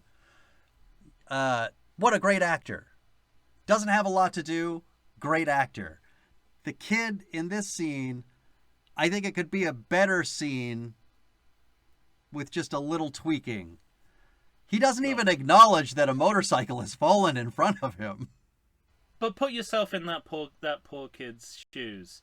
He didn't get the part in the Big Bang Theory that he auditioned for. Sure. He was on the short list, but he didn't make. He made it to the final 3, but he didn't get there. Can we not allow him this? Can't he do it just and he a didn't even little know. bit better? He didn't even know young Sheldon was in the pipeline. Right. He could have, he would have been set up for life. No, I mean, I just like the. I didn't notice it being a particularly bad actor, but I just like the conceit of he's not surprised that this is happening, because that speaks to the idea that Indiana Jones is never working at Marshall College. It's always, he's always in the middle of some adventure, Yeah. and that this happens quite often. And no one is surprised to see him turn up in a motorbike in the library. And I like the way that Harrison Ford delivers. That I do like, yeah. Yeah. You got to get out in the field, and then he heads off on the bike again. All right. Fine. Well, let's go to Peru. By the way, why does this movie they take have that... so much time to tell you that Mutt's going to bring his motorcycle? It's going to be like barely Shorty, in where's this my movie. razor? Yeah. Yeah. You know? They're not even going to use the fucking it's motorcycle. It's taken off him instantly, isn't Yeah, it? Yeah, completely. It's taken off him as soon as you get... But, it's just a plain... Again, it's all for the sake of a plain joke, and so we can see Indiana Jones in the familiar hat sleep. He's got a hat sleep, I was going to say, yeah. Yeah. It's just a kind of riff on that. But they have that scene where they're going over they're basically establishing the history and the folklore that's going to inform the movie, and it's like this. I don't know if previous movies had this much folklore going on at once. Mm-hmm. Possibly, they were combining different folklores, and it was like a real mashup. But this really feels loaded. It feels like several legends are being lumped. Again, they're like Mac. Yeah, trying to right. put too many legends into one There's story. too many things going on at once, and then crop circles and crystal skulls and El Dorado, and the movie just hasn't decided what its MacGuffin's going to be. Yeah, that's true. Well, I mean, the crystal skull is the MacGuffin, but you can't. But once you get it, it doesn't seem to matter. Also, and we'll get into this later, there are also 2 or 3 different crystal skulls floating about. Yeah, right. And there wasn't 2 or 3 arcs. There was 5 Shankara stones, so maybe I've disproved my own point. Right. But they weren't, you kind of knew where they were. But we found the 3 important ones that you could put in the stone skull in the Temple of Doom. And you put them close together, and according to you, give an incantation, and then they light up. Yeah. Not according to me. It happens in the movie. Well, he fucking says some gibberish, and then they light on fire. Yeah, so they arrive in Peru, and this is... Start talking about Pancho Villa. Well, that's it. So this marks the first time that young Indiana Jones was brought into the movie canon. Because this adventure is one of the episodes of Young Indiana Jones, and... Oh, I haven't seen all of it, Young Indiana. You keep referencing it, and then I haven't seen all of it. So that's an episode. Yes. Oh yeah, one of the episodes he leaves home. And he almost died of typhoid. He goes for like a stag weekend. Tramp. In Mexico, and he ends up riding with Pancho Villa, and I don't think he comes home for like 10 years. Oh, so he stuck with them for a while. No, not with Pancho Villa. That's where he meets Remy, his Jar Jar. But anyway, the point. Well, at least it got him to learn that one strict weird dialect that is one of the 75 languages that he knows. And none of that's in the episode. But damn it. But this, to me, it's like this is good. This is good on the side of good fan service because it's and I'll make the similar point about Dial of Destiny as well. That it's a bonus, like knowing young Indiana Jones. It's a bonus, but you don't have to have it to. Right. Yeah. It just elucidates what you already know is happening with Mutt. That he is he is the young Indiana Jones. Mm-hmm. And the reference is telling you that because he was about the age that Mutt was when he went off to ride with Pancho Villa. Mm-hmm. And you can get that from the scene without knowing the content, having seen the episode. But wider viewing is rewarded without it compromising what you're actually seeing. Mm-hmm. Looking at you, the Marvels.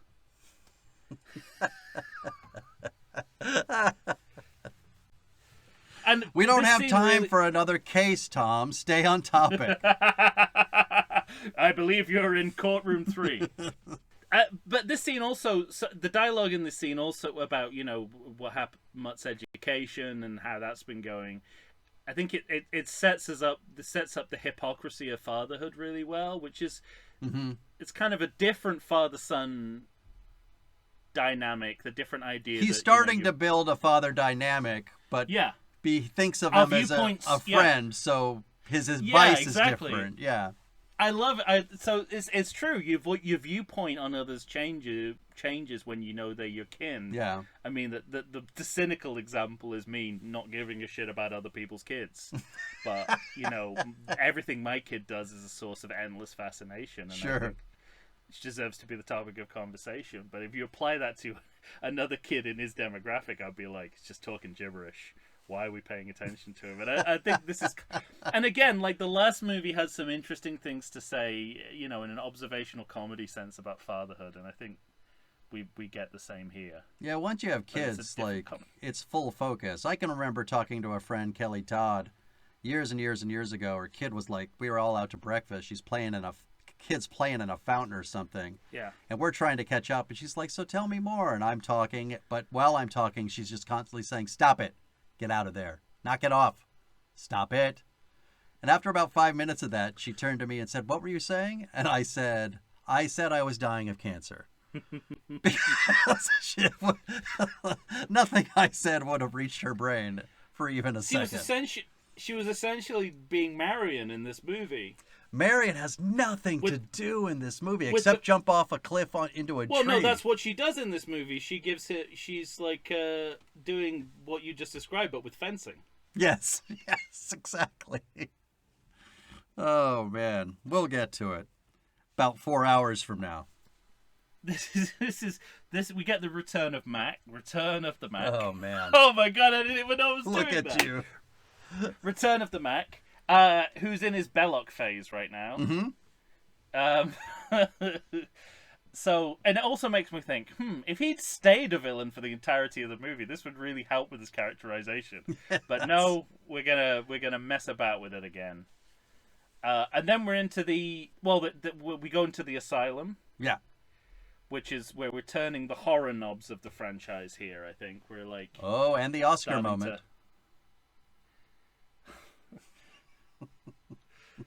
This is your first. To be fair, this is your first derisive comment about Shia LaBeouf's acting. But yeah, I don't even think the acting's bad in the moment. I just think it's like turned up to a volume that the rest of us in the audience have to catch up to. I think the worst part of it is, again, it's when you think too much about what's going on with Short Round, it's kind of tragic. Yeah, I think like here it's like Oxley is a way better father than Indy would ever be to Mutt. And this is before Indy's done any kind of fathering, and it's already true. But yeah, we're kind of like we're in horror territory for the first time, kind of since Temple of Doom, because we got zombies, we got crazies. Yeah, so because when we get into the Lost City, these people, the living, well, they're called the Living Dead. What am I saying? It's like they're like zombies. They're called the Living Dead. They're zombies. I can't figure them out. No, I think they're living people. That they look like living That's the people. most I can think. That's the most I can tell you about them. Yeah. I don't think they're literally the undead. I don't think so either. But on the there other seem hand, there's to be nothing to disprove that they are. Yeah. But they also seem to be waiting around in abandoned places for decades, hoping one white grave robber comes by. Be very careful, because what you're describing there is also the Grail Knights. I have that problem with the Grail Knight as well. Sorry. There you go. So, I mentioned But that. Because I was saying, it's like, I don't think they're literally the undead. And then I said, well, we've had a zombie in this series Yeah, already. About an hour ago, we've had a zombie. So, I bet you don't like the CGI scorpions. They don't look as bad as other things. They don't, do they? They So- look pretty good. So I'm okay with it, yeah. Yeah, I mean, and this, so, it... And I think Also, it's I the think right you can choice. learn something. I like that Indiana Jones says, the bigger the better. You're fine. Let's go. Yeah, absolutely. But it was, I think it was the right choice when you're working with CGI to sort of move past the creepy crawly element of the past movies, because you're Yeah. not going to recreate that with CGI. Well, no matter they're how going to many try. They're going to try, but not here at least. Yeah. They just sort of, they light it well enough that it disguises its digitality. Yeah, I agree. Which is not a word, but I'll. I think I'll Your Honor, I'll let it pass. Enter it into evidence. I do like the joke, though. I like when they're fighting, and I really like the moment from Shia LaBeouf when he goes, "You're a teacher, part-time." Oh, okay. Most people really hate that joke. I quite like it. I I'm like glad you that joke. it as well. Yeah. Yeah. It is. That's a good joke. It's not true or accurate. No, yeah. He's clearly a full-time teacher. But I also it's like a that good they're gag. giving play a lot in this movie to just coming right out and calling Indiana Jones a grave robber. Sure.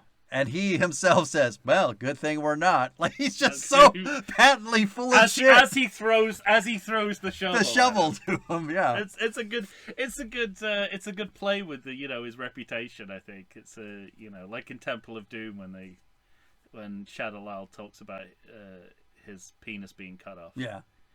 But then we get into this. Well, we get on the topsy-turvy seesaw.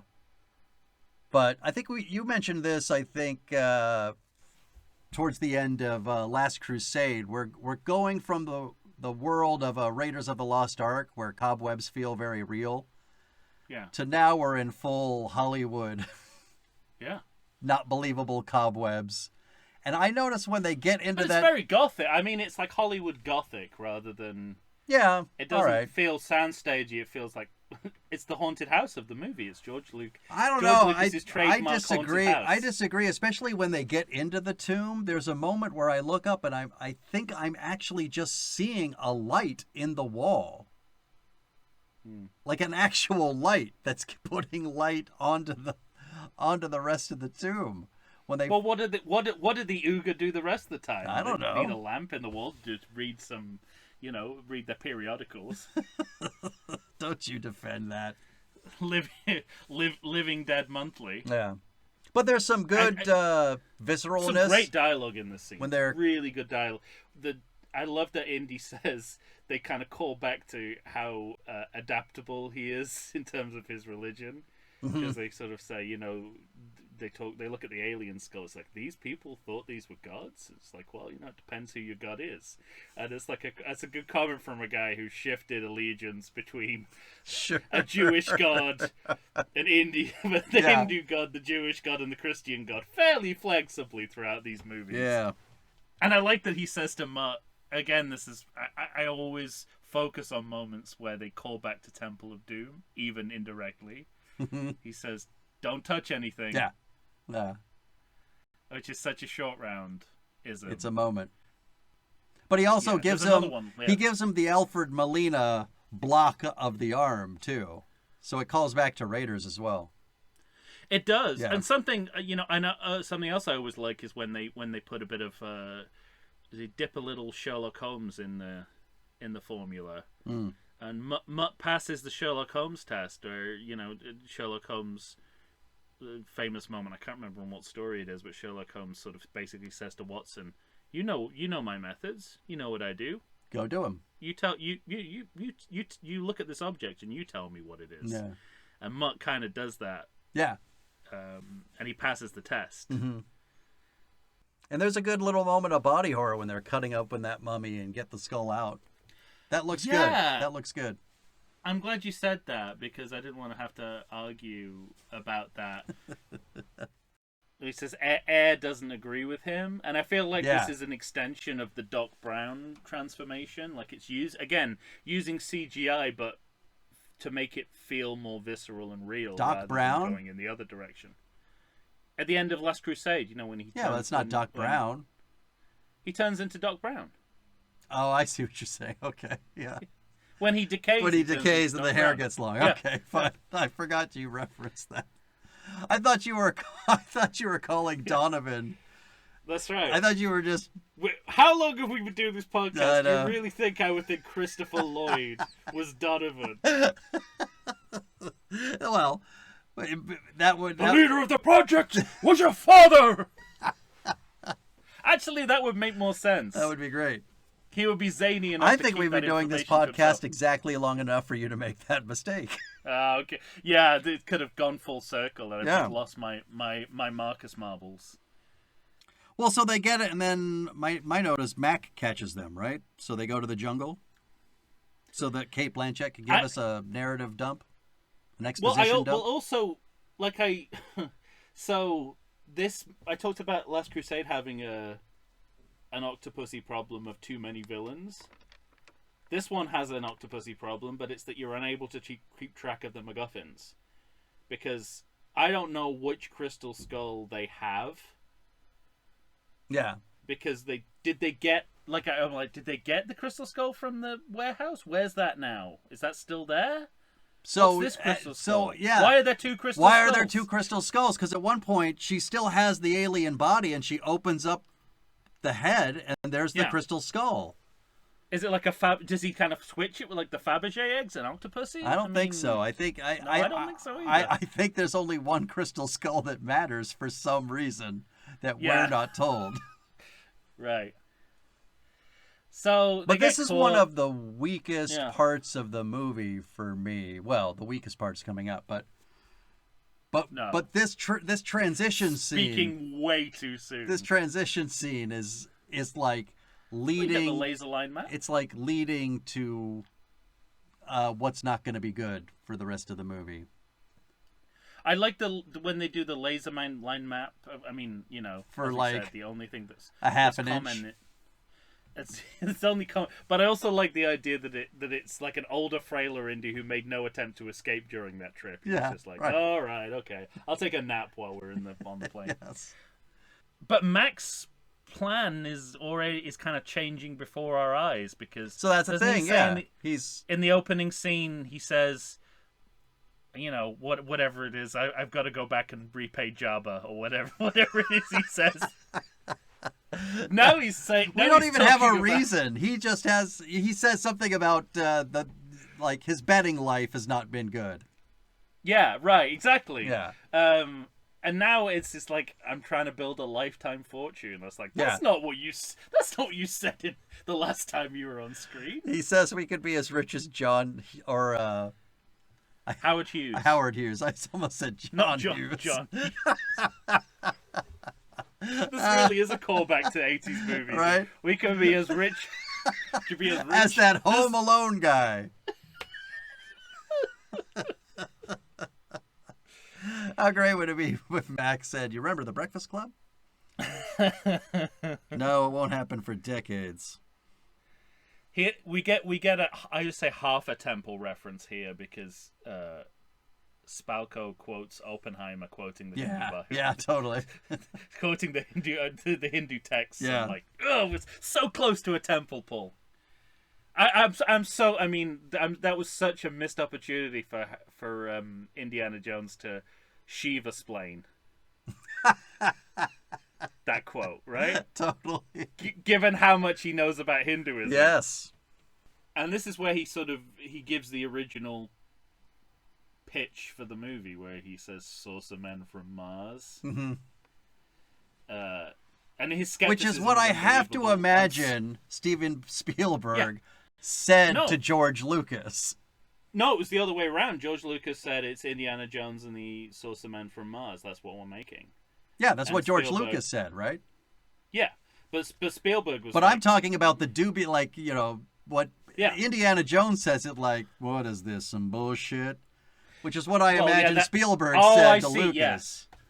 Yes, it is more like the the executive feedback Yes. to the pitch. Yeah.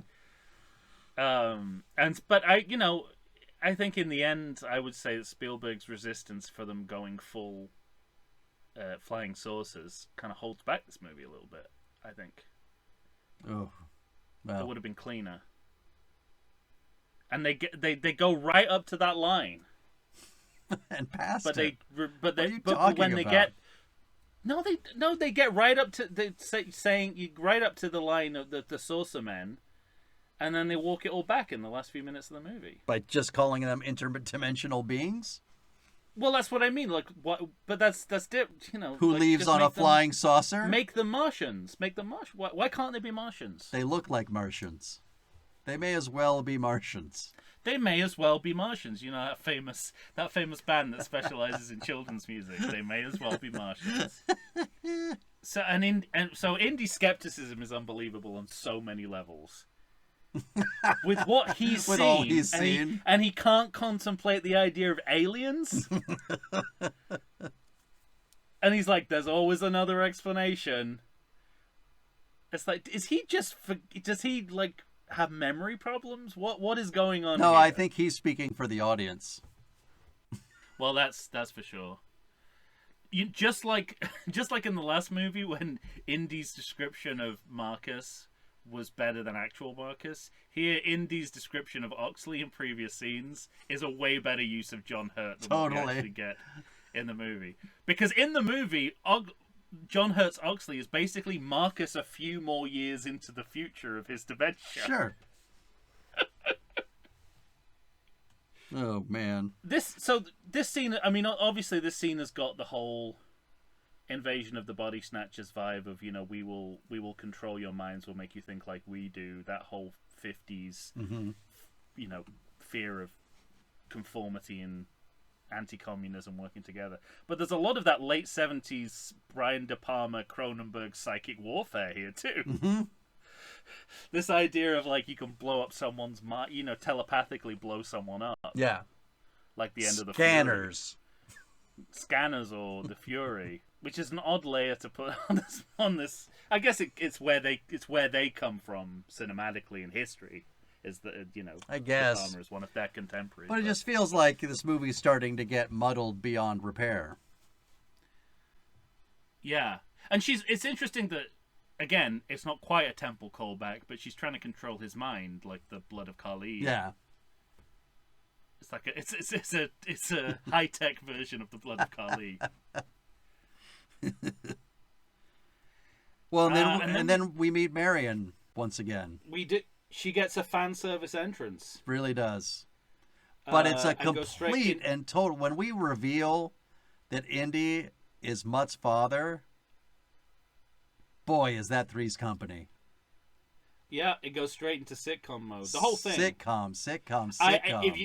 If you were gonna ask me, where does this movie go past the point of no return? I would probably say, sadly, because I want her to work out in this movie. It's the introduction of Marion. Yeah.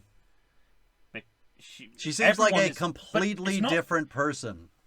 But it's not just her. Everyone is too heightened for this to be good. Yeah.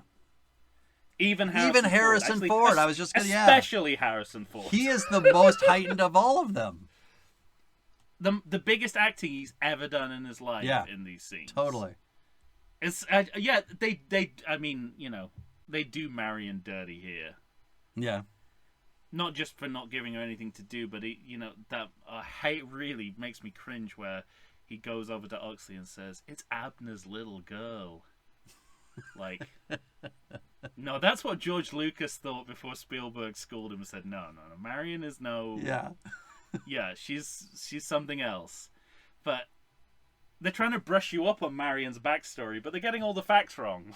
Or they're getting the facts right, but they're missing the point completely. Mm-hmm. And then Huxley starts doing auto writing, which makes me think any kind of charlatan practice is turned into like real life. Yes, it's turned into the magic that will solve the mystery of this crystal skull. And I'm much harsher on these kind of things than I used to be, because I recently rewatched JFK, which used to be one of my all-time comfort movies. Okay. And I really... No, but just the period that it was made in, or the actors in the movie. Yeah. It looks so nice. It's kind of, it's long and meandering. You can just kind of dip in and dip out. Mm-hmm. But I just didn't enjoy it because, I'd always known it was bullshit. I always knew it was like high level. All of it was completely beyond fiction. But something like, I don't know, going back to it, probably the first time I've seen it after January 6th, I've thought, like, this stuff is dangerous. Mm. Putting this stuff out there in the world is dangerous. There are people who go around in their lives telling you that right. really happened. And that's kind of how I feel about the way that this movie kind of exploits really toxic pseudo-historical ideas like crop circles. Like ancient aliens, auto riding. It's like everything that's allowed people to, defraud other people, and everything that's been used to discount populations of color, and it's just all really nasty and toxic. And kind of going back to the Phantom Menace again, like, why is that movie so fucking racist? It's the same here. It's like, why did you pick all the racist imagery in Western history to focus on in one movie? Yeah, and they're doing the same thing here it makes me think that the stubby fingerprints of George Lucas are all over this movie. Well, I was more worried about jokes that don't work. Well, there's plenty of those. Let's not falling into sand traps, and we're never gonna run out of those. Throwing snakes at Indy. I mean, I can't help but notice the use of the word intolerable from Indiana Jones. Hey, he would say something like his dad used to say, but it just feels like cursory. He only says it the once. You've set up for the payoff of finding out he's the son, Mutt is his son, and then saying, why didn't you make him finish school? And that's the payoff to an earlier gag, which is fine. Structurally, that's all fine, but everyone is so big in these scenes that it loses all credibility. And, obviously, animal and mud comedy. It was bad enough when we just had animal comedy distracting us from the drama in Temple of Doom. Now we've got animal and mud, mud and mutt and animals to distract us. I'll say. There's got, in every movie there's a callback to his snake phobia. Yeah, but this is just the least successful of all of them. This is the most sitcom-y variation on it. I will say, in defense of this almost indefensible scene, okay, I like, and perhaps not in execution, but I like the moment where he says, "Just call it a rope," because that does feel like that seems like a realistic idea of how phobias work. Like, it's like, just don't call it a snake. I don't know that I like that as much as both how Marion and Mutt tell them that it's a rope. That timing between them is very good, I think. Okay. Yeah. And John Williams is he's read this scene perfectly. He's not even trying to distinguish the score from the Egypt scene in Raiders. Yeah. It's so funny. Like, I had that revelation twice. First when I watched the movie, and secondly when I listened to the Crystal Skull soundtrack earlier today. And then I went back to my notes. It's like, oh, okay. Oh, I get it. All right, let's take a break. Yeah. Oh, I gotta wow. Yeah. I gotta wash off and get ready for Everything I hate the most. Yep, this is where the movie becomes Joe Johnson's Jumanji. Yeah. All right. We'll take a break and we'll be right back, everybody, right after this.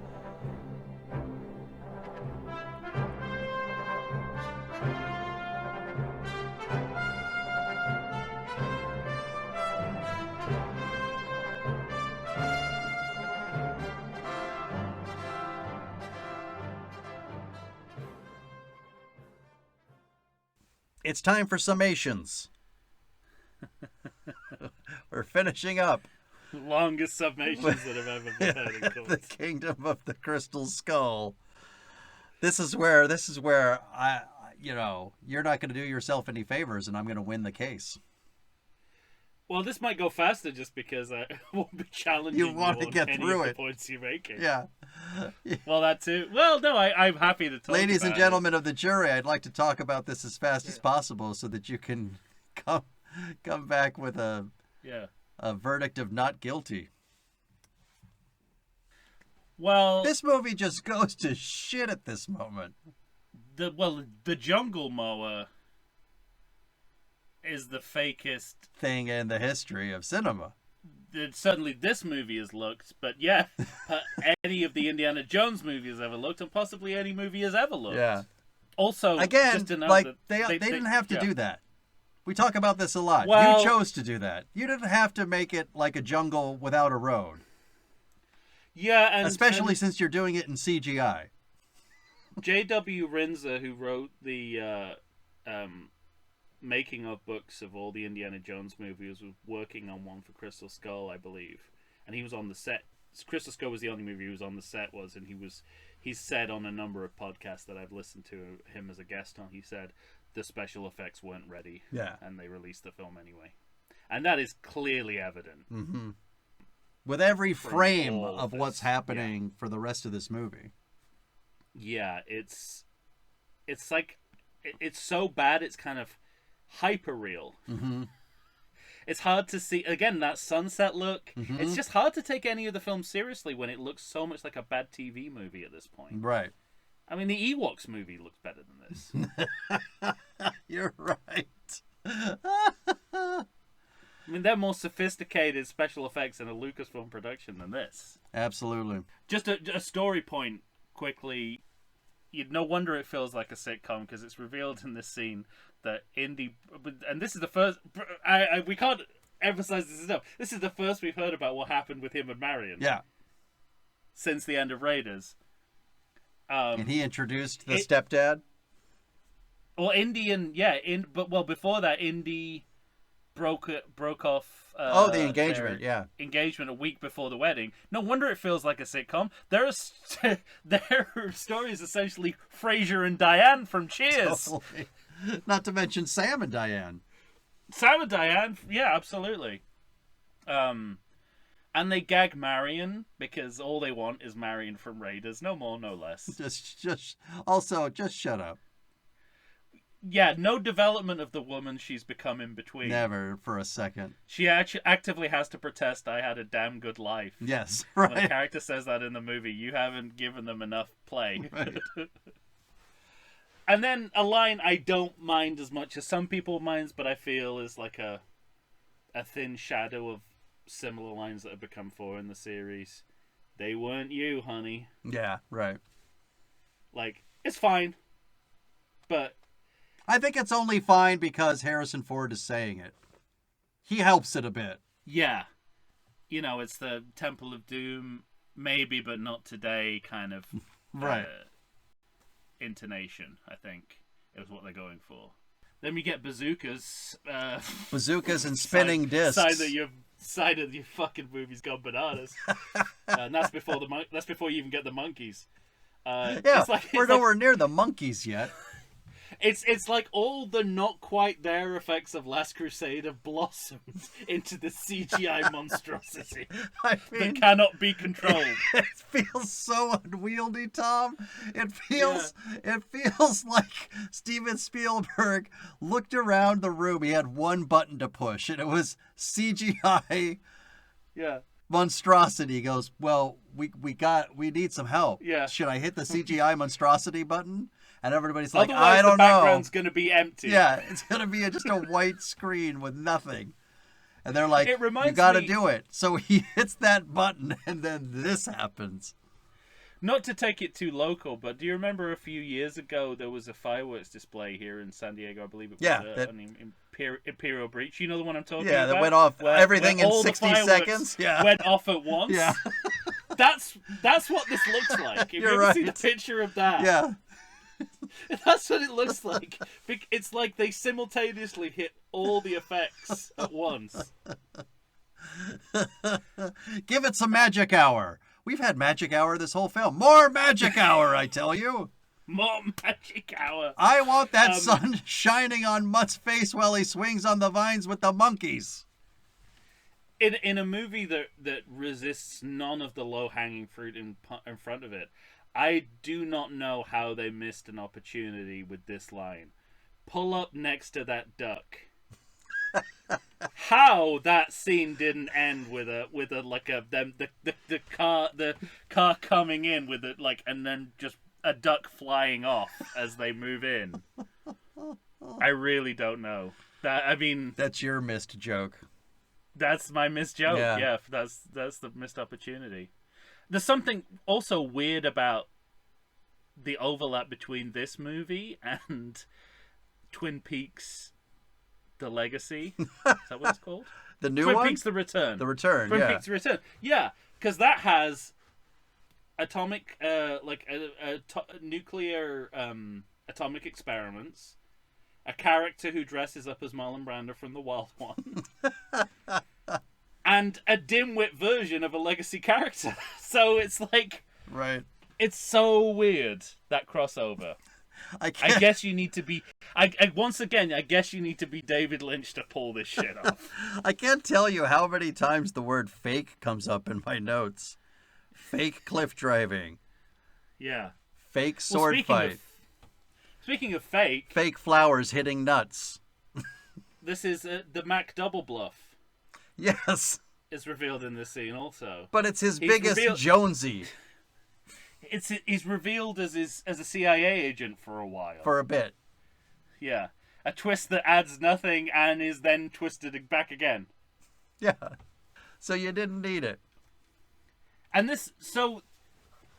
I think this is an insult because I think the graphics look better in what I'm comparing it to, but all the fighting across cars, this reminds me of being on a theme park ride. You know, the way that the foreground and the background don't quite match while you're moving. Yes. So it's so funny you say that because you were talking about when we did Temple of Doom, you were talking about the minecart being sort of the impetus for the Disneyland ride. But I see Disneyland ride in this, even though the ride was created long before this movie was made. But they rebooted it for Crystal Skull, I believe. Oh, man. What a mess. Because it feels like, in that ride, it feels like it's Jeep. You're getting into Jeeps. So it feels like this. Yeah. You know? Yeah.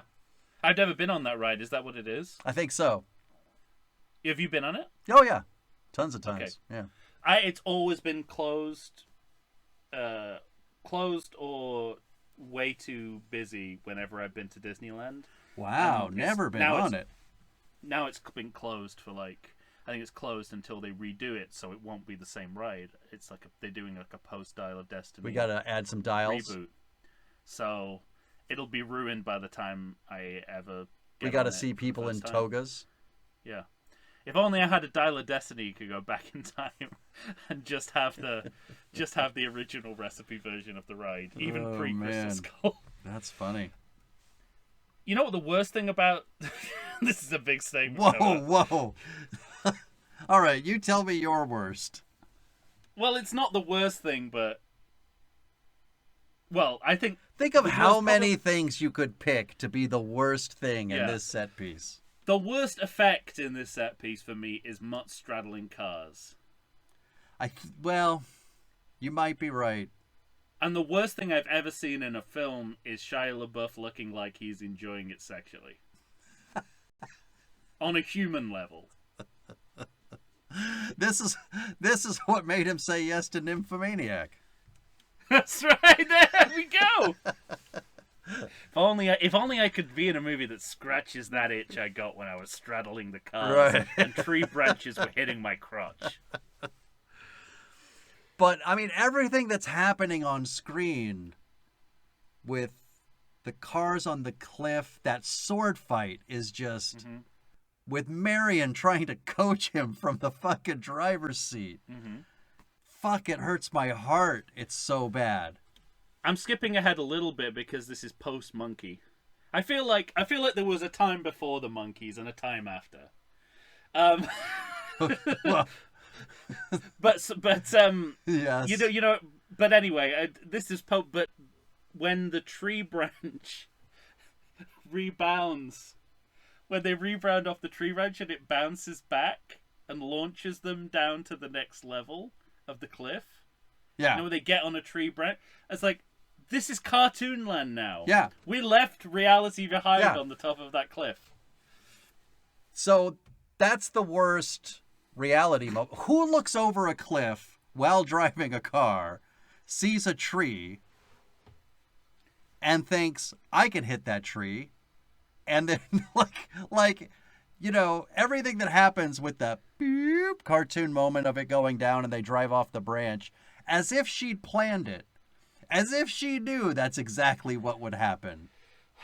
Basically, they've got nothing for Marion to do but drive, so it's got to be the best damn driving you've ever seen. Like Steve McQueen, eat your heart out. But let's go back to those monkeys, because that was the moment I never forgave this movie. In the theater, I was begrudgingly unhappy for a lot of the movie, and then the monkeys happened. Yes, there was a, as I say, there's a time before and a time after the Monkeys. It broke my brain. Also, historically, why does everything catastrophic in a Lucasfilm production revolve around swinging through the jungle like Tarzan? You think they'd have learned their lesson by now after Chewbacca's Tarzan yells. Get your shit together, Lucas. Yeah, and but I disagree with you, because I think my single worst CGI moment, the ants, is the ants going into his mouth. Oh, I tell you what the absolute worst moment in the sequence, we've descended into just trying to one up each other on what sucks. So is it the boots going into the hill? The most offensive thing in this, such a big statement. The most offensive thing in this statement for me, and this is the principle of it. And other CGI laden movies have done this, and it's very irritating there as well. When they splat the ant, and the splatter goes into the camera as if it's real. Yeah, not your territory. Yeah. Don't you dare suggest to me that this is real. Right. Okay? Don't fabricate. You know, basically that's like digitally doing a lens flare, which I assume J.J. Abrams does, but I expect better from Spielberg. What are you talking about? That's where he learned it from. I know, but he learned entirely the wrong lesson. Okay, fine. They only had lens flares because they were filming stuff quickly. I mean, so this is the thing. Is like before I've been saying, it's kind of weird how how Indy's hat is magic. Yeah, and you know we've had conversations before about the hat just kind of jumps back into the frame for no reason, and it's somewhat magical. But it helps. Like, I don't understand why Steven Spielberg can make it work in one movie and can't make it work in this movie. Well, it's because what went wrong? Because I was prepared to see more magic shit with the hat, because, as we said, they're never going to abandon the hat this deep into the series. But I never thought I'd see it being carried by ants who are being psychically directed by a alien skull. A quartz skull. Which contains Dan Aykroyd's vodka.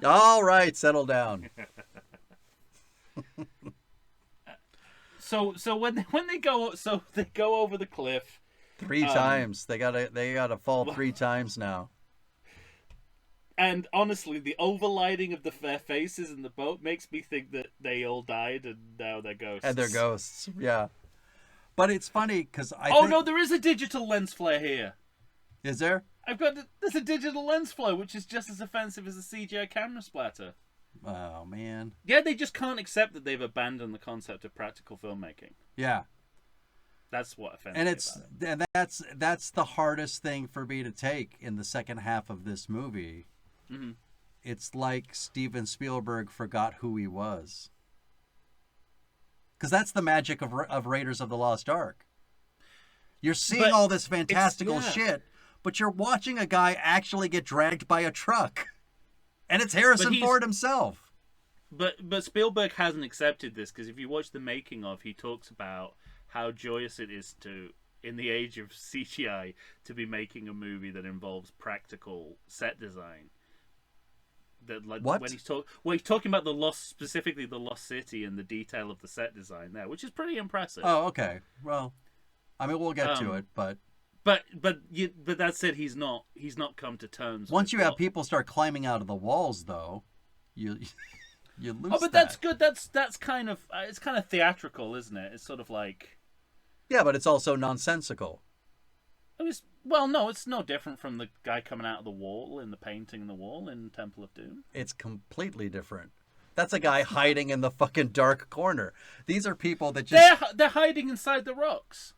And they're contortionists, so anyway, I'm not... How long do you think they're waiting inside of the rocks for a white person to come through? Hey, if they really are the living dead, it doesn't matter.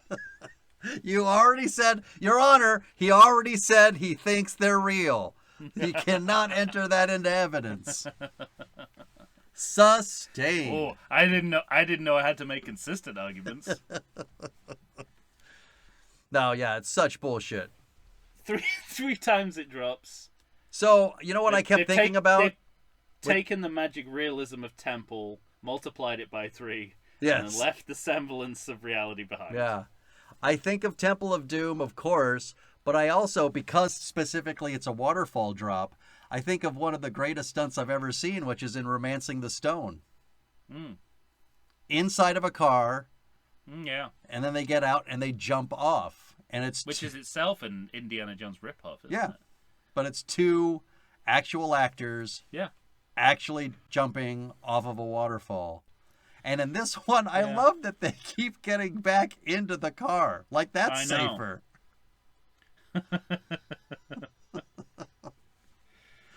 Oh, yeah. And this is also where This is the point at which I realize I don't understand what's going on. I've not questioned it up to this point. Me either. And what I don't get is... they have this painted is where I'm like, oh... He's on some kind of a quest. I should have been paying more attention to whatever the quest he's on is. Because I don't know where he's going, what he's doing, or why he's doing it. Apparently told by the skull that he has to go in to return the skull.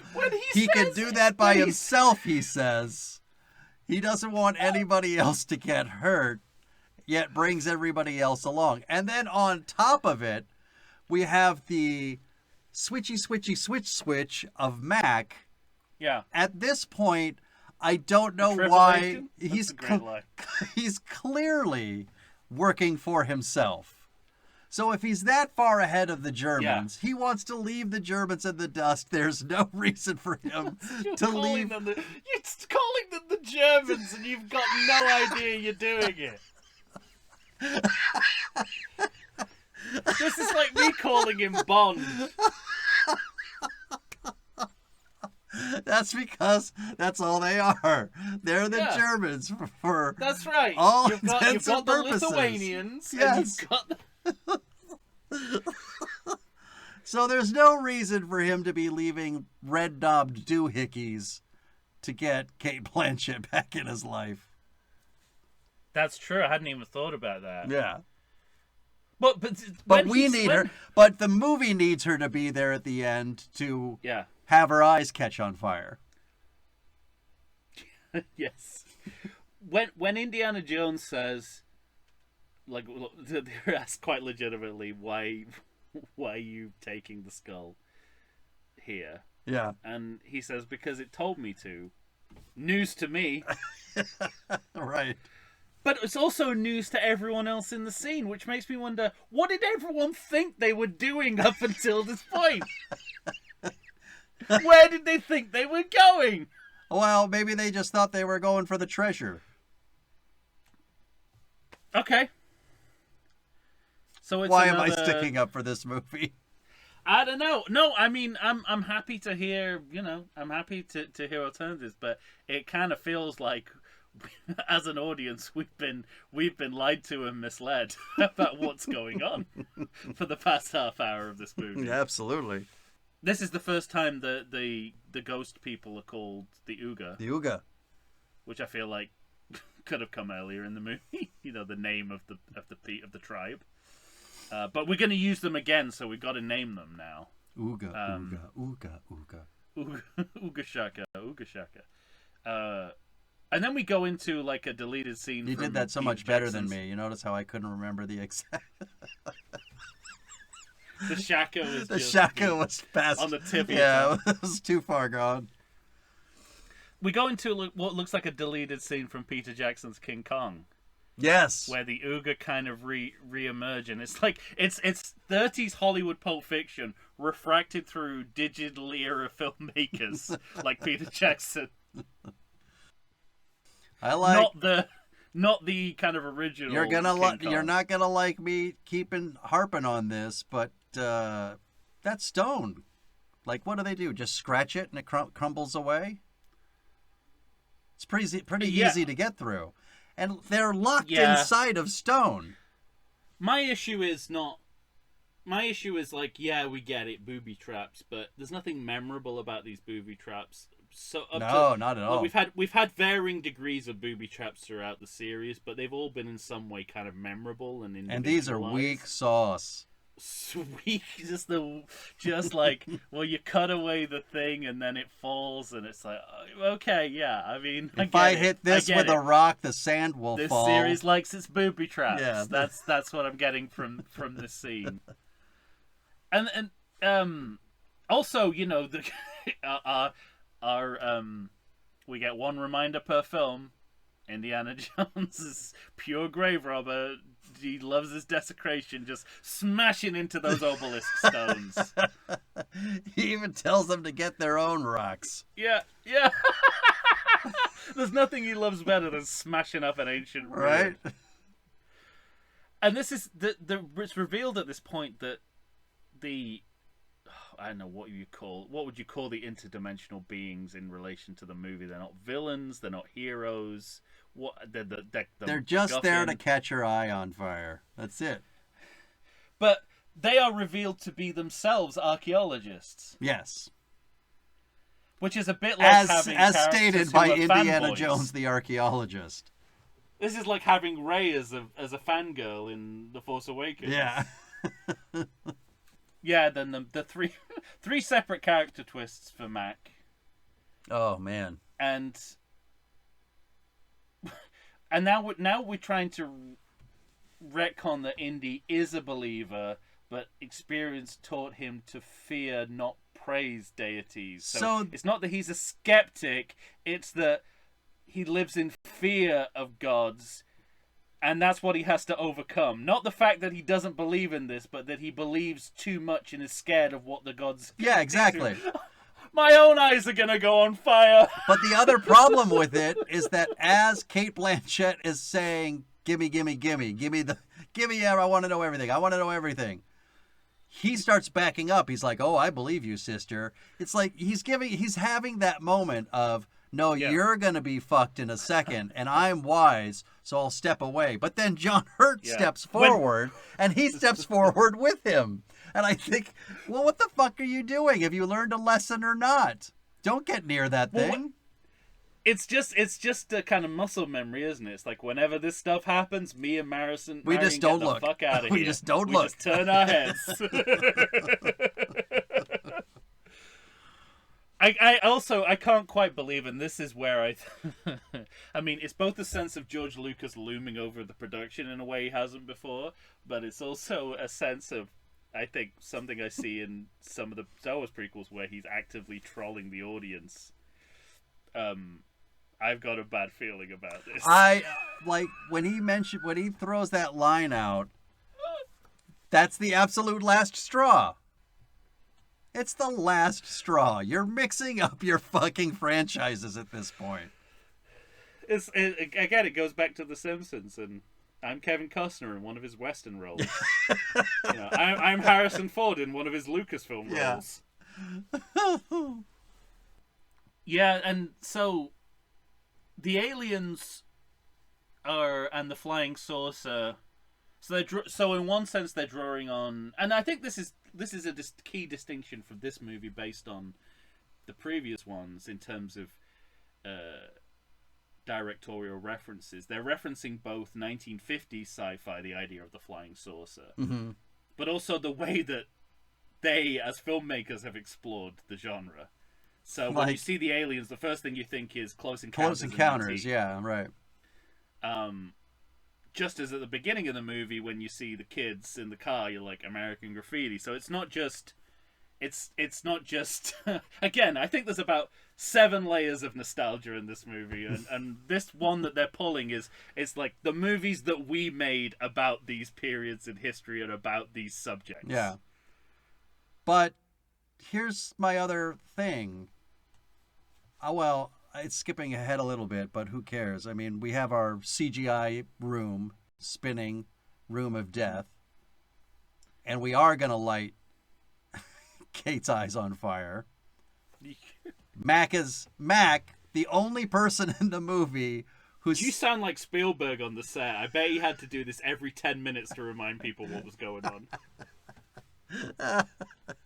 Mac is currently a bad guy. Mac is currently a bad guy, but Indiana Jones wants to save his life and wants to help him out. But Mac, the one person in the movie that you think would save his own life at any cost, I mean, he's the first one out of that fucking room gathering jewels. But then he just stays just long enough to fuck himself and just gives up. Well, you know why he got fucked in that scene? Go on. Because he took the gold... Because Indy's got an in with Shiva, and he takes the gold necklace off the Shiva statue. At that point, Indiana Jones is like, "Thanks, Shiva." Okay, and he does comes out of the cloud. Oakley dokley. But no, it made nothing about Mac makes any sense whatsoever from scene to scene. If you told me that Mac was actually like octuplets, right? I'd be like, sure, yeah, they're all different people every time he appears. He's having a real John Lithgow Raising Cain kind of movie going on for himself. He's in his own remake of Multiplicity. Yeah. But after all that happens and they get spat out of the thing with the water tube, Indiana Jones stands up and says, "No, the real treasure wasn't gold or any of that stuff. It was knowledge." Knowledge of what? What knowledge did they gain? Yeah. Just to not die? It's like they're desperate for a simple yet tacky idea to hang the film on. Totally. This is the best they could come up with. He didn't gain any knowledge. No. Well, this is also where John Hurt starts speaking sense. He finally, with 6 minutes to go in the movie, they finally decide to let John Hurt be a fucking actor in this movie. And boy, you just John Hurt. He starts speaking, and you all of a sudden are like, "Oh, I'm interested." John Hurt speaking in complete sentences is worth anyone's time. It's so helpful. Interdimensional beings, in point of fact. Oh man! And I was like, well, there's the John Hurt we wanted, and now the movie's basically over. And Indy uses his whip for the third and final time, so they're still doing the rule of 3. They just kind of concentrated 2 of them earlier on in the movie. Oh, And mercy. this is a leap too far, I think, and I don't think Indy would ever. Indy in the previous films would never deign to try and save Mac. I don't know. He tries to save Elsa. But she's redeemed herself. That's true. He has actually redeemed himself less. He redeemed himself back into a piece of shit. Yeah, he redeemed himself too many times to be taken seriously. Oh, the alien peering into the camera is just comical. I mean, Oh, great. You said you wanted to say bad haircut. I wanted him to knock on the camera. That was what I wanted him to do with his alien finger. Yeah. With his long alien knuckle. That's him imparting knowledge. And then they're kind of this again. I when stuff goes wrong, I think of The Simpsons. Dig up, stupid! Because they're flooded Up, yes. up to the well so they can get out of the top. Which No. is an inversion. Dig up, stupid. Which I assume is an inversion of Temple of Doom when they're being chased by water Out. down Yeah. and out. Now they're going up and around. Oh. And what I like, because we're about to see a flood take over the entire area, so you think that this is part of it, but that it just gives them enough to escape and then recedes back down the tube. And it's crazy. Like, they have a high-end Ed Wood saucer. Mm-hmm. So why are we making all these distinctions? And no, not going into space. They're going into the space between spaces. Yes. They're interdimensional being. But they're in a flying saucer. What the fuck does it matter? You don't have to care about it too much, because it doesn't matter. Well, it's Spielberg. What year was War of the Worlds? He'd already done that, right? He'd already done War of the Worlds, I think. Yeah, I think so. Maybe the year So before. maybe Spielberg was like, I just can't do another Alien. Or 5 or movie. 6. Maybe he was just like, I can't do another Alien movie. I can't have another one attached to my name. Can we make them interdimensional beings? Can I tell you what I completely Mandela affected for myself? For some reason in my head, when I was watching it this time, I thought this whole area was going to turn into Machu Picchu.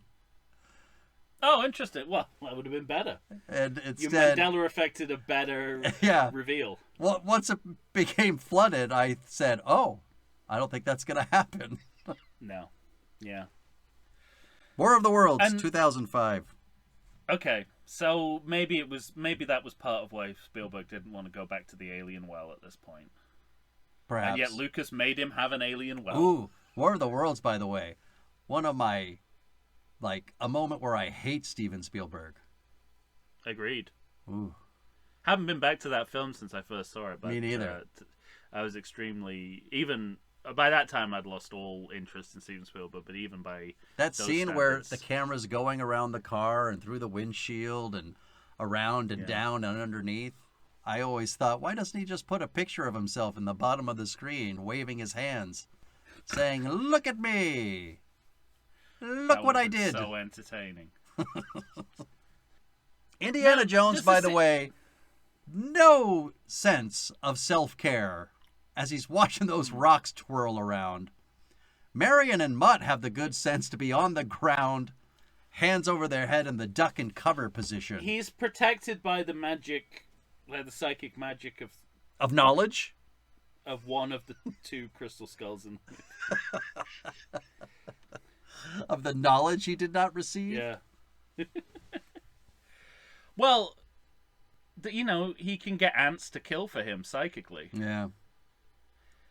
Again, it's a little bit like Last Crusade. Is there any residual effect of drinking the Grail water? Like the same, is he shaved 5 years from his aging? Maybe something's happened here that now he's kind of electromagnetic. There you go. I guess there's no evidence of that in Dial of Destiny, so it can't be the case. Do you think this is an odd way to tell your, in quotes, lifelong friend that you are the father. That you are the father of this boy he's been a of father to. Yes.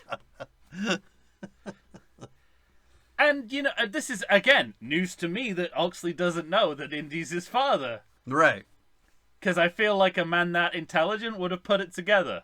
Or that Marion, his apparently lifelong friend, would have told him the truth. Right. I don't understand their... I don't I don't really understand any relationship Marion has with any man after Indiana Jones. Yeah, right. So there's Williams, right? There's the Yes. RAF guy. Mm-hmm. Oxley is just a babysitter. I'm trying to figure out. Well, I think Oxley was a friend. I gathered that Oxley was a friend of Abner, her father. Okay. That makes sense to me. But then I'm surprised he likes Indy so much, given what Indy, you know. Yeah, he's been a real piece of shit. With his statutory rape of Marion. And left her almost at the altar, a week away from the altar. Oh, God, yeah. That's, God, wow, it's crazy. Has he not done enough to this woman? Right. And then, and then a moment which I don't know tonally what they're going for, but Mutt makes a joke about Indy being a deadbeat parent, and everyone laughs. I know, right? I was like, this is really sad. Well, you were. This is a horrible thing to think about. There's something about this movie too. You were mentioning about, you know, the sort of mysticism of the movie, like we're layering too many for sure, myths yeah. on top of each other. But you notice there's a shot at the end of this movie where it's like you're seeing Mutt, and in front of him you see John Hurt, and then behind him you see Marion holding Indiana Jones, and you think this is too many people. Yeah, too many. This is too many people. Way too many much people for an Indiana Jones movie. Yeah. And you can feel like, you know, when you look back on it and you think of that car chase and how many people they had to involve in the car chase, and you can add Mac to that. Not that he's there at the end. Oh, I do. Yes. But that's now 5 people you've layered into this, and it's like a drive-through order. Yeah, would you like to add Mac to that? When I saw them all together at the end there, it dawned on me that's why this movie feels heavy. There's too, you know, Indiana Jones is, yes, with Marion, but she gets kidnapped. And then when he gets her back, he's like, I'm going to go get that Ark. I don't know. I'll think of something. He's off by himself, you know? He can leave the group. Well, also, again, the most successful they ever were was Willie and Short Round, keeping the 3 of them together. Yeah, when they're gonna go more than a duo, and that's what's nice about the first half of this movie is it's just Indy and Mutt. Yeah, and again, that's what fans like the least about the movie. Mm-hmm. They picked the wrong battles. The issues that you should have is this bloated ensemble. That's the problem with the movie. Yeah, all the Indy Mutt stuff is pretty good. Is what the movie has going for it. Yeah. Well, then my note is we have one of the worst the wedding kisses I've ever seen. Oh, okay. I like this scene. I don't like the kiss. It's weird. I don't like it when Mutt licks his lips after he sees Indy his parents kiss. It's probably my only criticism of the acting in the movie. Yeah. But this scene is like, this is what you have overlighting for. Is a scene like this. Like, I totally get why you would want to light the wedding scene this way. The problem is the whole movie's lit like this. Yeah. I didn't need this in-between scene of Jim Broadbent finding a fucking Bible. But it's more than that, this scene, because it's again. Is that the Grail Bible? By any chance? They've written themselves into another hole, haven't they? Because they made Indy the associate dean. They have to walk that back in the next movie. Right. And they're marrying him off. They have to walk that back. And he's now embraced academia because he's he's not part-time anymore. Right. He's full-time. And all of that has to go by the beginning of the next movie. But has to go by the wayside. But, like I said in the ranking episode, probably because of just Harrison Ford himself wouldn't allow it. This movie wouldn't allow Mutt to take on the mantle. He tries to put that hat on, and they're like, "Fuck you, kid." Well, before we get, because that deserves discussion. We've just got our first glimpse of the John Hurt we wanted. Now we get the glimpse of Marion we wanted when she kind of throws away her bouquet and gives India the kiss. It's like it's the most active thing she's done in the entire movie. Yeah, but it feels sitcom. We're back to sitcom. Yeah. Well, and then the Mutt moment is like, I just feel like it's the magical Godwind is just fucking with Mutt at this point. Because it's like, and I always really enjoyed this moment because, you know, it really did subvert my expectations of what was going to happen, because we know the convention of the magic hat routine. Mm-hmm. We know where the scene is drawing towards, and then they go right up to the line of it, and then they pull back very intentionally. Yes. To suggest, and I like it. I mean, I like the Harrison Ford's smile as he does it. No, yeah, it made me laugh for the first time I saw it, but it's just such a fuck you. But it's not. But it's like, again, I feel Lucas and Spielberg are trolling the audience. They know full well the grief they're going to get from Mutt, and they're going to do it anyway. They're going to do this moment. I don't think they know yet that they're going to get as much grief for Mutt as they ended up getting. Well, George Lucas has been through the Star Wars prequels at this point. I think he knows where where the wind is blowing, the magical God. We did talk about that interview that you can't find, that I still remember, of him saying it doesn't matter, they're going to hate it. That I can't find. It's not my responsibility to find it. You're the one who claims it's real. It is real. This is like an Area 51 situation. I wasn't saying there was a dereliction of duty on your part, okay? But, you know, this, and I guess that, you know, it's Harrison Ford might have one more in him. It's the message that that we're left in. But it's kind of weird that, well, this gets into credit check now because the credits start. Go ahead. Start credits. You have anything else to say? Nah. It's a bad movie. Yeah, I know you think that. And I think that too. So the credits start to roll while the film's still going. We leave Mutt alone in the church. Mm-hmm. And you hear the slap of his leather jacket. And then he leaves the church. It's like, what is this moment telling us? That Indiana Jones has created a whole new generation of absent fatherhood. He's gonna fuck over Mutt just the way that his dad fucked him over. What a weird choice to end the movie. It's like you create a happy ending and then you subvert it with this weird half shot. Perfect. But then we fade to black. One of the stuntmen is a Gary Connery. If not a relative of Sean Connery, he was a shoo-in as soon as he submitted his resume. Right. Like that woman who's called Voorhees. Voorhees, yeah. Who applied for Friday the 13th. She didn't get in first time, but she got in after Danny Steinman took over. My name is Voorhees. I have really big tits. Danny Steinman said, well, come on in. Let's talk. Supervising location advisor Mike Fantasia. Right now, my. that is taking Disney cult loyalty to a whole new extreme. To another level. It wasn't even Disney at the time. Dialect coach to Miss Blanchett. I'm surprised he wanted to keep his name on the film. I'm surprised that didn't read Alan Smithy. I Absolutely should have. I assume she just watched a bunch of Greta Garbo movies, and that's how she got her accent. But apparently someone was coaching her this whole time. So, space cam technician, hothead technician. I'm fascinated to know what any of this means. Kate Blanchett. What are these jobs? She's got to be hothead. Hothead. What are these jobs? And what are these pieces of equipment that they're operating? Space cam. Apprentice sound editor Benny Burt. Now, is this Ben Burt Jr. or has Ben Burt come up with the worst ever pseudonym?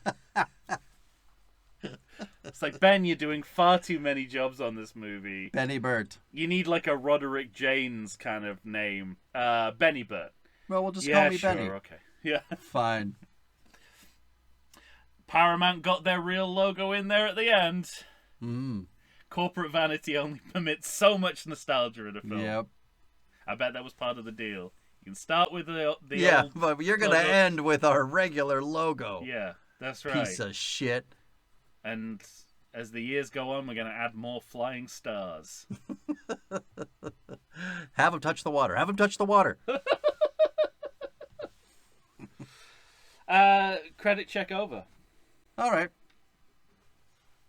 Anything left for you? No, no. I think we've covered covered it all. I'll say. You're more reluctant to admit that there are good things about this movie than I am, but we both basically agree on the second half of the movie. Ooh. I almost felt like we gave it a pass towards the end there. There's just so much shitty shit stacked up one after another that you can't We gave possibly it a talk pass? about them all We in turned detail. it into a competition. We didn't give it a...